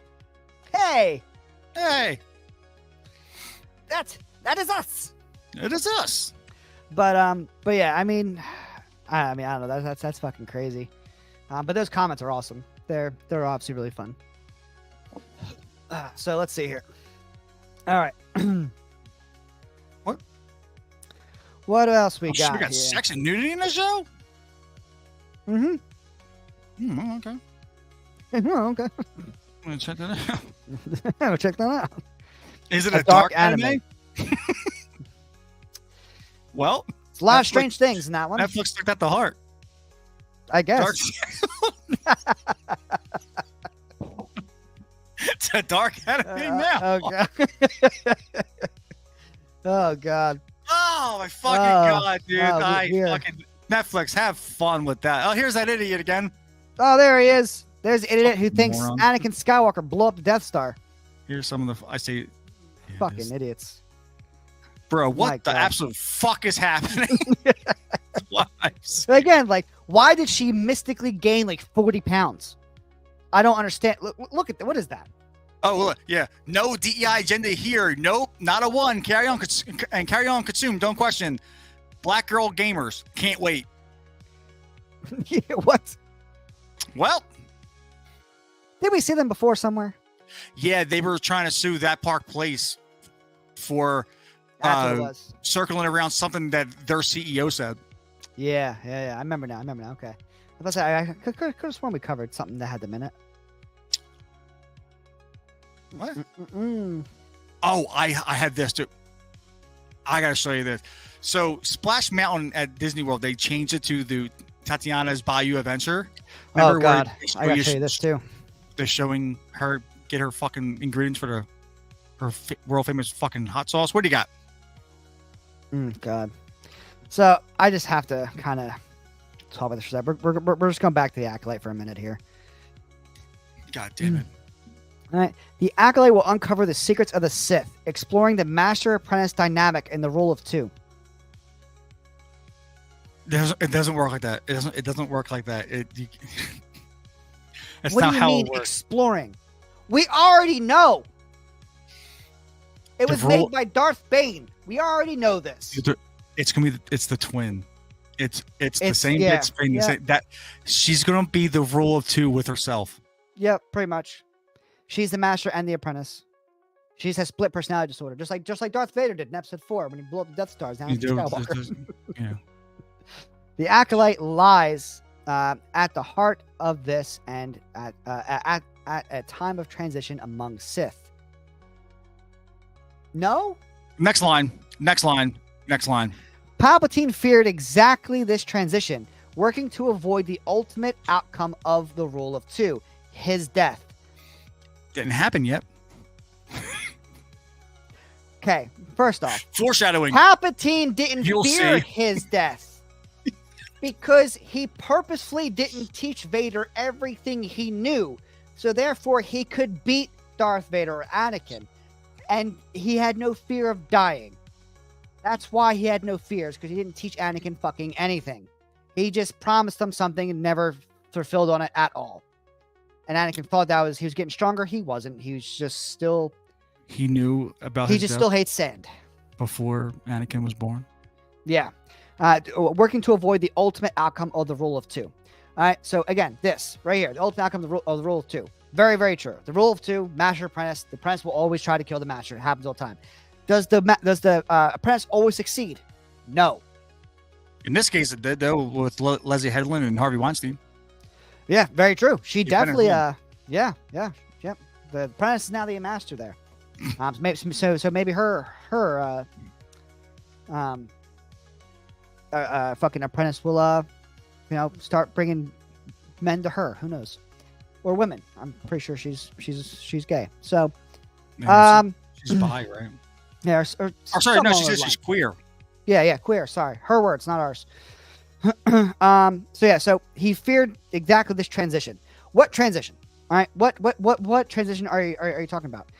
The Acolyte lies at the heart of this, at a time of transition among Sith. No, there's no transition among Sith. The rule of two is already established. Hence why Palpatine had the rule of two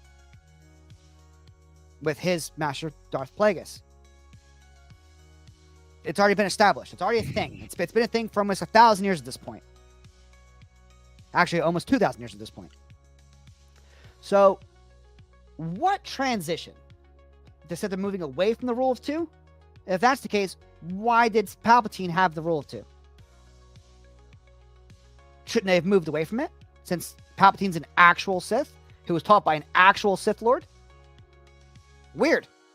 And there's only 80 years prior to Palpatine actually being old enough to be elected into Senate. I told you they're going to fuck it up. Very interesting. So let's find out. That great showrunner, Leslie Headland, finally explains the show's title. It's a dark force user who's an apprentice, and they call her an acolyte. There's your title. I just explained it. Revealing it will explore the fate of every Sith Lord. How? How do you explore the fate of every Sith Lord when one of them isn't even dead yet? Not even a Sith Lord yet. I don't fucking know. And Palpatine's greatest fear. Why is he even mentioned? Yeah, he's not even born yet. There's literally a fucking Palpatine article. is a human male. He's not says that living for 300 years, my there is guys. no mention or sightseeing of any original characters from any of the established shit. Yeah, there's no sightseeing, and Leslie Headland said this already. There's no original people from the original trilogies inside of the show. But we're going to explore the names of every Sith Lord? I don't understand that. How's that possible? I don't know. She's fucking confusing. Anyway, the Sith Order has been shrouded in mystery for 47 years. Real quick. Don't look at your phone. Okay. Look at the screen. Which screen? No, yours. Oh my god! Oh my god, that's great. Actually, that looks better. That looks better. I would accept that more. Oh my god, Jesus Christ! I would so accept that a lot more. Fuck. The Sith Order has been shrouded in mystery for 47 years. Wait. So according to this show, the Sith Empire has only been in hiding for 47 years. But 100 years later, they've been going for 1,000 years. Yeah. So which one is it? Are they in mystery for only 47 years, but no one knows what they are inside the show? Why? It's only been 47 years. Yeah, that's not even a that's not even a generation. That's one generation. Like, what the fuck? One generation of people. Leslie Headland's The Acolyte will finally remove the mask and reveal their true nature. We already seen it. That's why they're called Siths. I don't. Set a century before Star Wars Episode 1, The Phantom Menace, the Acolyte will reveal the secrets of the Sith and the rule of two. Breathe, brother. Breathe. Will reveal the secrets of the Sith. Okay. And the rule of two. We already know. She doesn't know what the rule of two is. I know. She doesn't know it. One of your actors thinks Anakin Skywalker blew up the fucking Death Star. And your interviewer didn't even help the poor man. She laughed along. Fucking Christ. Dude, there it is. There's the quote. I'm going to take that quote, put that in the private chat, because I'm going to take that quote and I'm going to fucking tweet it out. Be like, Leslie Headland in a nutshell. That's literally her in a nutshell. Yeah, so, again, speaking to Lucasfilm's Dave Filoni in an interview posted by Star Wars, Headland finally explained the Acolyte title means. What I was interested in examining were the Sith, the master-apprentice dynamic. If the apprentice is craving the master's power, then at some point he must recruit his apprentice to overthrow the master. But again, okay, so this is what confuses me, right? So right here. And that the is the master-apprentice dynamic. If the apprentice is craving the master's power, then at some point he must recruit his apprentice to overthrow. Who is recruiting the apprentice? The you master. can't, but you can't. They're not.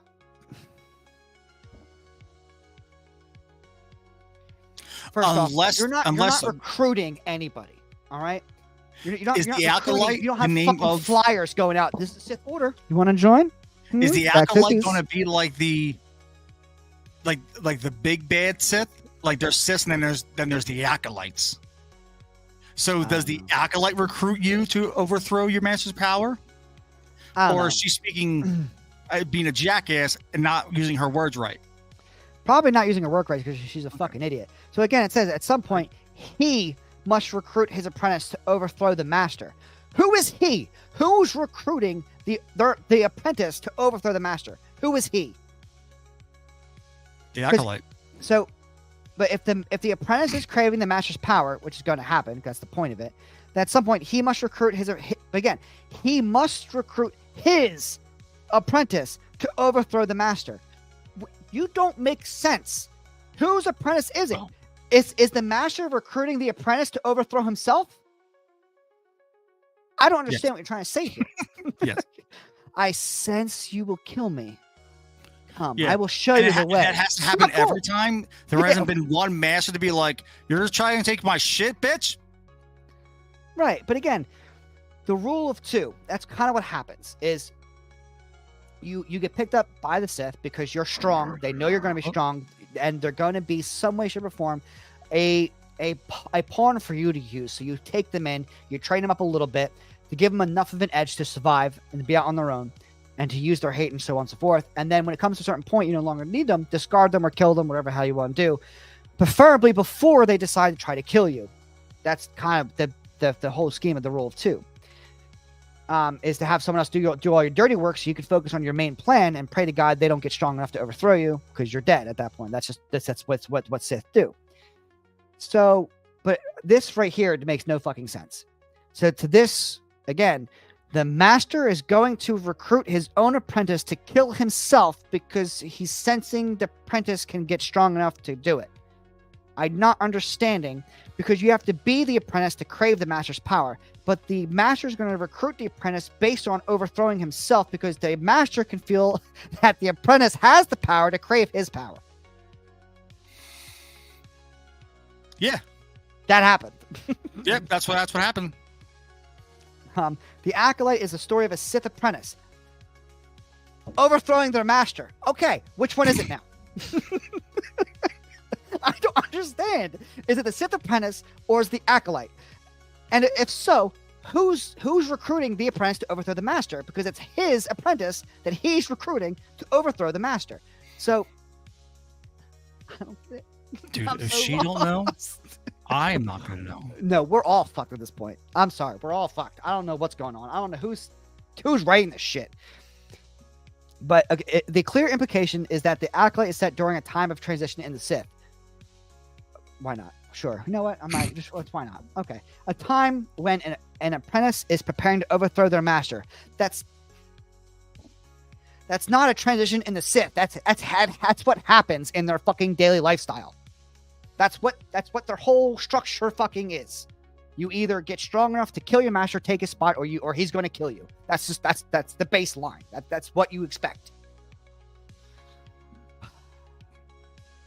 They have either recruited their Acolyte or they are seeking one. Okay, now that's making a little more sense. So it's not the master recruiting an apprentice to kill himself. It's the Sith apprentice hiring someone else to kill their master so they can take their master's power. It doesn't make any sense because you're not the one killing him. So you're not gaining anything from it. But that doesn't even sound like what the fuck she was talking about in the first place. Right. So, because up here it says that he must recruit his apprentice to overthrow the master. So he must recruit his apprentice. Yes. They have either recruited their Acolyte or they are seeking one. In either case, it's reasonable to assume that Amandla Stenberg's May is the Acolyte in question. You're telling me this bitch is going to kill a Sith Lord with knives? 4-inch knives? Yeah, she's gonna get real close. Your fucking mind. But again, it's going to happen because she can't lose. Hence why in the trailer you see her picking up the only red lightsaber in that planet that we've seen in the trailer. It's a snowy planet. Did you see or like a weird little foggy jungle-like planet with all the Jedi lightsabers, and there's a dude with a smile mask on. And did you see the new one? The new what? TV spot? Yeah, one of the new trailers. Remember they accidentally gave the twist away? Oh yeah, I did. Last time? Yeah. Well, now they literally had the twins go face to face in the new one.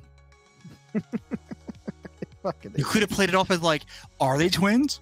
Is it the same person? It's like, shit, we don't know. It would have been like really, really, really cool to see that same person. That's just, it's like so conflicting in themselves. That's almost like creating a split personality. Because you got to remember, Vader never considered himself Anakin. Vader killed Anakin. Anakin died. Anakin's dead. So it's more like a split. It's more like a split personality. So it would have been cool to kind of see that same dynamic in May, where she's battling within herself in that turmoil because good and evil exists in everybody. That's the whole point. And the darkness prevails yet again. But I'm not sure. So actually in question, the Jedi who investigate May's Jedi killings. So we already know who's killing all the Jedi. Spoiler alert, I guess. Yeah, this bitch. Are therefore being drawn into the heart of darkness, the rivalry that drives the rule of two. It's not what it is. It's not what it is. That's not the rule of two. All right. Just because you have a Sith guy and a random fucking random woman who wants to kill this dude for his power. It's not how this works. You don't like kill a dude and like drink his blood and you have his power. It's not how this works. Yeah, you don't let this have two people walk into a room and they go, and then the guy goes, "Oh, the rule of two." Right. Oh no. The rule of two is actually a specific thing. Yes, it is. That doesn't happen all the time. Correct. It doesn't happen all the time because there's plenty in because we don't have any major examples in canon history of the rule of two because it's all EU. Yeah, it's all expanded. Well, the closest we got to, I think, was what Kylo and Ren, Rey. Yeah, for the most part, Kylo and Snoke actually. Kylo Snoke, because Kylo saw his opening to kill his master. He did. Well, no, he would have to hire somebody first. True, but he did it. Because why? I'll save the money. money. That point, for some reason, Kylo wasn't a little bitch. Yeah, and Snoke couldn't. And actually took control of his character. Again, Adam Driver's not at fault for this because this is what the director Rian Johnson told him to act like in this movie, which I liked a lot better. He was a lot more assertive, a lot more dominant, and he actually played the role of a Sith character, which is great. J.J. Abrams made him play like a little bitch the whole time. Just a whiny little bitch, just like his fucking dad or uncle. Uncle, who are you? Luke, uncle. Uncle. Yeah, just like your uncle. Whiny little bitch. But again, so the whole conflicting thing is that you have to hire an acolyte. So the Sith apprentice has to hire the acolyte. So the Sith apprentice, I'm taking it, is the dude with the red lightsaber with the smile mask. He's going to be the apprentice. She kills him to take his spot, and then she wants to kill his master for his spot. Maybe? Yeah. I'm not too sure. Or that dude with the smile mask is the Sith Lord in question. And she kills him because she takes his lightsaber. Pretty obvious there, because the trailer already fucking pretty much showed it, that they were on this planet. He draws his lightsaber moving towards Jedi. And then another trailer released, I think today or yesterday, where the one day ago, the Sith Lord's mask and lightsaber on the ground. Then she uses the Force as like a fucking Michael Myers fucking goddamn placard, fucking reaching out, just standing there, and grabs it and ignites the red lightsaber. So he's dead. She takes a spot. I'm not too sure why we're trying to do this, but it's very confusing. Their rule of two aspect. That's not how that works. The rule of two is the master takes on their apprentice, and then the whole ideology. So this is why Palpatine abandoned the rule of two. No, he didn't. It was him and Maul. What happened? Maul got killed. What'd he do? Him, Dooku. What happened? Oh, he realized Anakin's stronger. What'd he do? He told Anakin to kill him. What happened then? Him and Anakin. See, they're going to write the show out. There's only been two. They're going to retcon Palpatine's fucking things. Palpatine became a Sith heretic. That he was. He was obsessed with Sith lore and Sith teachings, things like that. That's he was more of a Inquisitor style because he was all about knowledge of the Force and power. That's what makes him so fucking dangerous. However, discarding the rule of two, as seen in Star Wars: The Bad Batch, here's Dave Filoni rewriting shit. Yep. Recon. He sought not to be supplemented by supplanted. I was like supplement. I was like, that doesn't make any sense. Vitamins. Vitamins. Take him. Daily dose. By his apprentice, but rather to become immortal through cloning. Trying to put the Rise of Skywalker into a better spot because they got so much fucking shit for it because they threw in Palpatine at the last minute and they're like, oh, wait a minute. Fans are outraged. Why? Because everything is now null and void of what Anakin did to save his son. What do? He's just a clone. All the fans look around and go, when the fuck do we establish that? They have a good point. We should establish this. They did a whole book on it for the novelization of The Rise of Skywalker. They put it in there. It's a clone. Yeah. Just read the bottom part of the fucking thing. What do we do after that? Well, we started with the Mandalorian and Grogu. Yep. Of taking his DNA to make Force clones. Because we did it in The Bad Batch. Yeah, but I mean, it literally says, it's telling that when he returned from the dead in the Star Wars: The Rise of Skywalker, Palpatine didn't seek another apprentice. Yeah, so they're retconning Palpatine. Yeah. They're the two- ruining Anakin's story. Yeah. So, but it's rather to become immortal through cloning and a dark side force power known as essence transfer. It's telling that when he returned from the dead in Star Wars: Rise of Skywalker, again, what do you mean he returned from the dead? He's a clone, wasn't he? He wasn't dead. Technically, if it's an essence transfer, one, I have a problem with it because how do you transfer an essence from a dude that got thrown into a fucking radioactive goddamn reactor? Well, they What explain essence are you transferring when it's shot through space? They explain how Palpatine came back in the crawl of that movie. It says somehow Palpatine came back. That's true. I forgot about that. You're right. Somehow. And Poe says it too. You are right. Somehow Palpatine came back. Oh, shit. Somehow. Fuck. All right, cool. They said it in Fortnite too. Somehow he came back. All right. So when he returned from the dead, you are already fucking with your own ideas here because he wasn't dead. He was a clone. But then again, how do you get his essence from essence transfer from a fucking nuclear reactor in the Death Star that blew up to fucking pieces, by the way? And we saw his life force leave the Death Star reactor. We saw Anakin the essence leave. Death Star. And Anakin blew it up while also saving his son and dying at the same time. Crazy. That man's so talented. In the Rise of Skywalker, Palpatine didn't seek another apprentice. He knew in doing so it would ultimately lead to his death. He's already dead. An outcome he could not allow again. What do you mean? He's a clone. He shouldn't know he died. He's a clone. He thinks he's the real thing.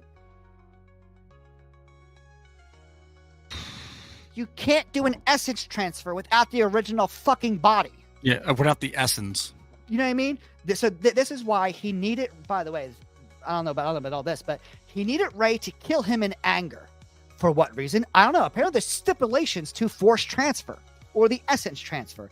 I personally didn't think the force works that way, but apparently you need stipulations. Well, you know. Apparently. So he needed Rey to kill him in anger because for some reason she would hate you, a person she's never met, was never alive for the events of your lifetime, but she would hate you because you exist. Got it. Love it. And then you would, by doing that, you would be able to transfer yourself into her. Yep. To become younger. And I guess able to leave that temple because you're stuck to a fucking weird ass machine that hovers around like a little puppet. But she kills you anyway with your own lightning because for some reason, since you're a clone and you remember you died already, why didn't you remember to turn off your fucking lightning for the third goddamn time? He can't. Apparently not. It stings too much. Yeah, there's a ton of fucking holes, and they are trying to retcon this stupid shit just for the sake of whatever story they're trying to pull. Although he claimed to embody the Sith, he's a clone. Never mind. I'm not. There's a sense in which Palpatine considered them merely a means to an end. He used the rule of two for his own advancement. I thought he abandoned it. I thought he abandoned it. He used the rule of two for his own advancement. Talking about anymore. That's why the rule of two was kind of there, was for your own advancement, because you can send your apprentice away doing your own shit while you focus on the bigger picture, and you kill him before he or she gets strong enough to kill you. That's the point. And then played. What's up? What the fuck is this whole thing? The whole thing. Like he used the role to his own advancement, and then the next sentence, and then played fast and loose with it throughout the Star Wars prequel trilogy. No, he didn't. He wanted Anakin from day one. Where was he doing this advancement with the role 2 during his Senate meetings? Yeah, you know what I mean? Like, my guy was a masterful tactician. He was focused on Anakin and Anakin only. Correct. His end goal was to get Anakin because he knew that when his master, before he died, he created a child through the Force. A child that would be so strong that would kill off the Jedi for him. It would be his ultimate weapon. So he waited. And finally, when Anakin came into his office for the first time, he was like, we got him. That's him, right fucking there. I can feel it, the dark side energy. That's how that went. So the end goal was always Anakin. throughout the entire prequel trilogy. Yeah, he had Maul. What happened? He got killed at the time. What happened to that? Oh, we have Dooku now. So the rule of 2 is still present. We still kept the rule of 2. What happened there? We told Anakin to kill him to help submit his path over to the the dark side. Make sure we get that mindset right. Okay. How did that? Oh, Anakin swears allegiance to him. Oh, so you mean the rule of 2? Yeah, still doing that. When did he play fast and loose with the rule of 2? He had it the whole fucking time. Brother, I'm just fucking reading this shit here. Like I can't even speak. The fucking shit. As soon as he was in place of power, he began attempting to subvert the ways of the Sith. Wrong. Ensuring his own apprentice never took an acolyte of his own. Anakin wasn't thinking about anything that you're talking about, because the only reason why Anakin was listening to him in the first place was because the promise of saving Padme's life. Correct. He never cared anything about him. He didn't care about power. Matter of fact, in the same week of in the same 18 hours of Anakin swearing allegiance to you, he was ready to murder you. Yeah. In the first 18 hours. Well, I mean, we don't know how long it takes to travel to Mustafar or anything like that, but let's say in the first week, because of hyperspace and everything else. So in the first week, my man was ready to fucking kill you. Didn't give one fuck about you, my guy. Wait. The acolyte will reveal the fate of Darth Sidious. Sought so desperately to avoid. Source, Star Wars. Okay. Source, trust me, bro. The acolyte will reveal the fate Darth Sidious sought so desperately to avoid. You mean that one? He hasn't avoided it yet because it's 100 years before he even does anything. But do you mean this one? Yeah, that one. So what you're saying is the acolyte's going to kill the current Sith in this show. Plot revealed. No longer need to watch it. I already know what happens. Oh, I can't wait to see this fucking I'll wait for season 2. Because apparently, according to Leslie, there's going to be a season 2. Yeah, there's probably not going to be a season 2. Again, man, I don't even know what this poster means. Nothing to me. This doesn't even scream Star Wars to me. No, it's a woman on a rock. If anything, I would say this is a poster for fucking the Wheel of Time or fucking Dune. That could literally be like a random Islamic woman's IG account. You know what I mean? Like I don't understand what this is supposed to be. Star Wars, the acolyte. There's nothing Star Wars here. All right. So the acolyte is Meg, this character. All right. She's the acolyte. She was hired by a Sith apprentice to kill her master, or at least to help kill said master. So they're going to succeed. And she's going to become a Sith apprentice herself. Because it's going to reveal the fate Darth Sidious sought so desperately to avoid, meaning death. So again, it's going to explore the death of a Sith Lord. I already know what happens. Thanks for telling us. You are... I don't... Check this out. This was the newest spot here they had for us. I don't get it, man. The Acolyte, awake. The Jedi Asleep. live in a dream. The Jedi live in a dream. Stand down! I didn't do it!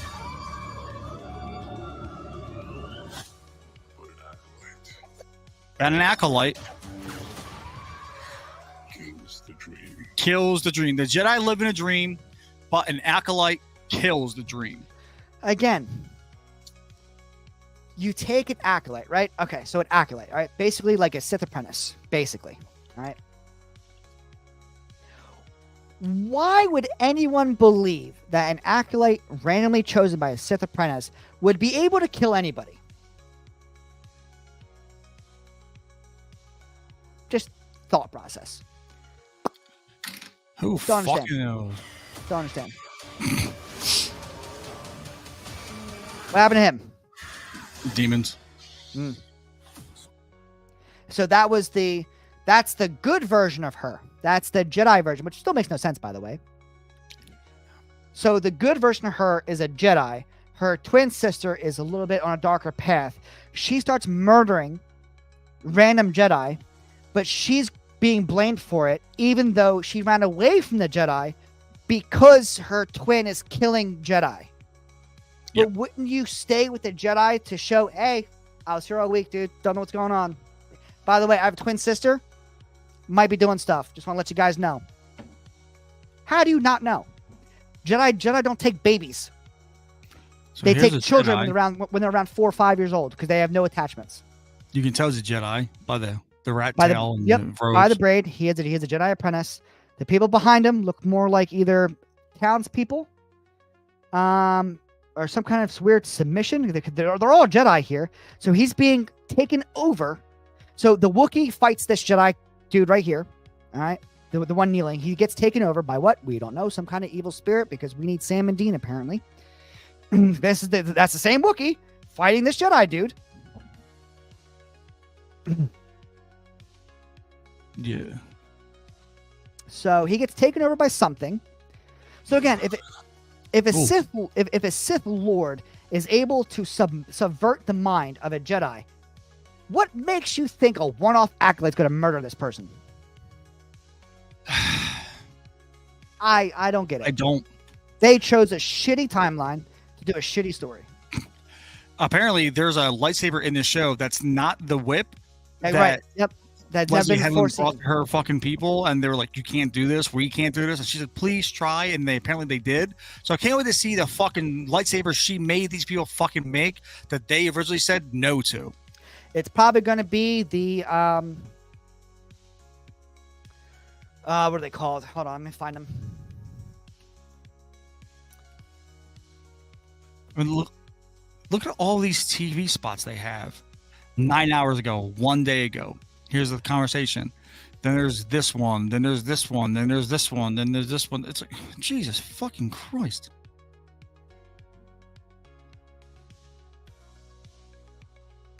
Good fucking Lord.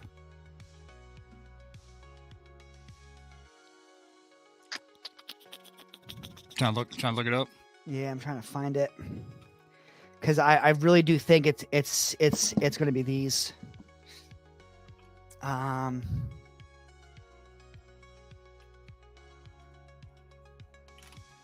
let me see. Yeah, so she said, it says here, the Acolyte will introduce another new lightsaber to Star Wars. In addition to the light whip expanding the Star Wars universe. This series will explore a new time period, 100 years before the Phantom Menace, outside the Skywalker saga. Fucking barely. What is it? It is these. It's from Maris Broods, Tonfas. Yep. So you hold them here, and they can think of a Blood Rain with her swords behind her.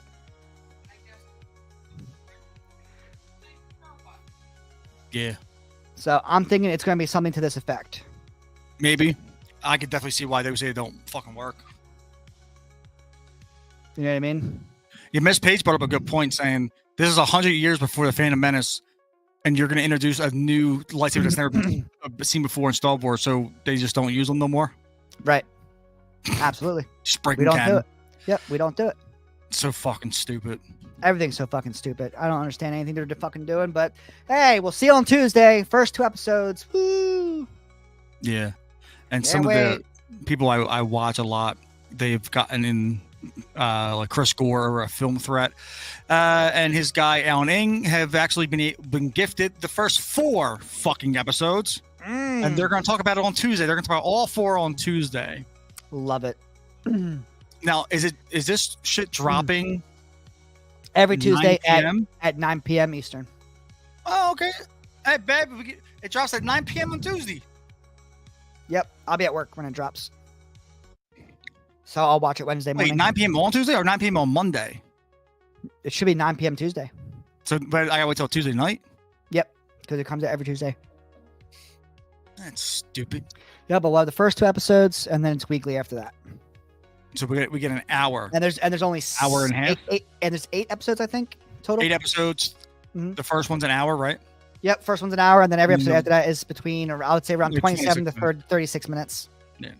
Give or take, because all the credits and shit like that. So, yep. Wow. Well, we will be back next week with how we fucking feel about that nonsense. Yep. And don't worry, I will fucking tear it to shreds. Yep. And it is going to be spoiler related. We're not hiding shit from it. So yeah, no. That's just what we're gonna do. We're gonna talk about everything in the first 2 episodes. So if you don't watch it, might not want to tune into that one. But hey, we're gonna talk about it because we're here. Let's fuck it. Do it. That's all I got. That's all I got. What? Well, then play the fucking song. Woo-hoo-hoo. Thanks for watching our stupid fucking show. I hope we made you laugh or breathe hard through your nose. At least just once. Don't be too upset cause the show's over, so adios mi amigo. So however the hell that goes. 91 people were here. 90 are still here. But if you want to go over to the YouTube channel, Taco Mustache, Twitch, Taco Mustache, obviously you're already at Twitter, most of you, and go sub up those places, go follow those places. I would greatly appreciate it. Very much so. Saturday, 8:30, 8:45-ish every Saturday. We'll be sticking more to that time frame as we go forward here. Forward, yep. We cover everything, movies, shows, comics, video games. We do it all. Yep, absolutely do. But with that being said, this is my living room. I live here. And this is So my now bedroom. you have to- I sleep here. My bed's right there. That is That's his bed. No, any my moment this bed. gets to walk by and you guys are fucking on the list. Yeah, done.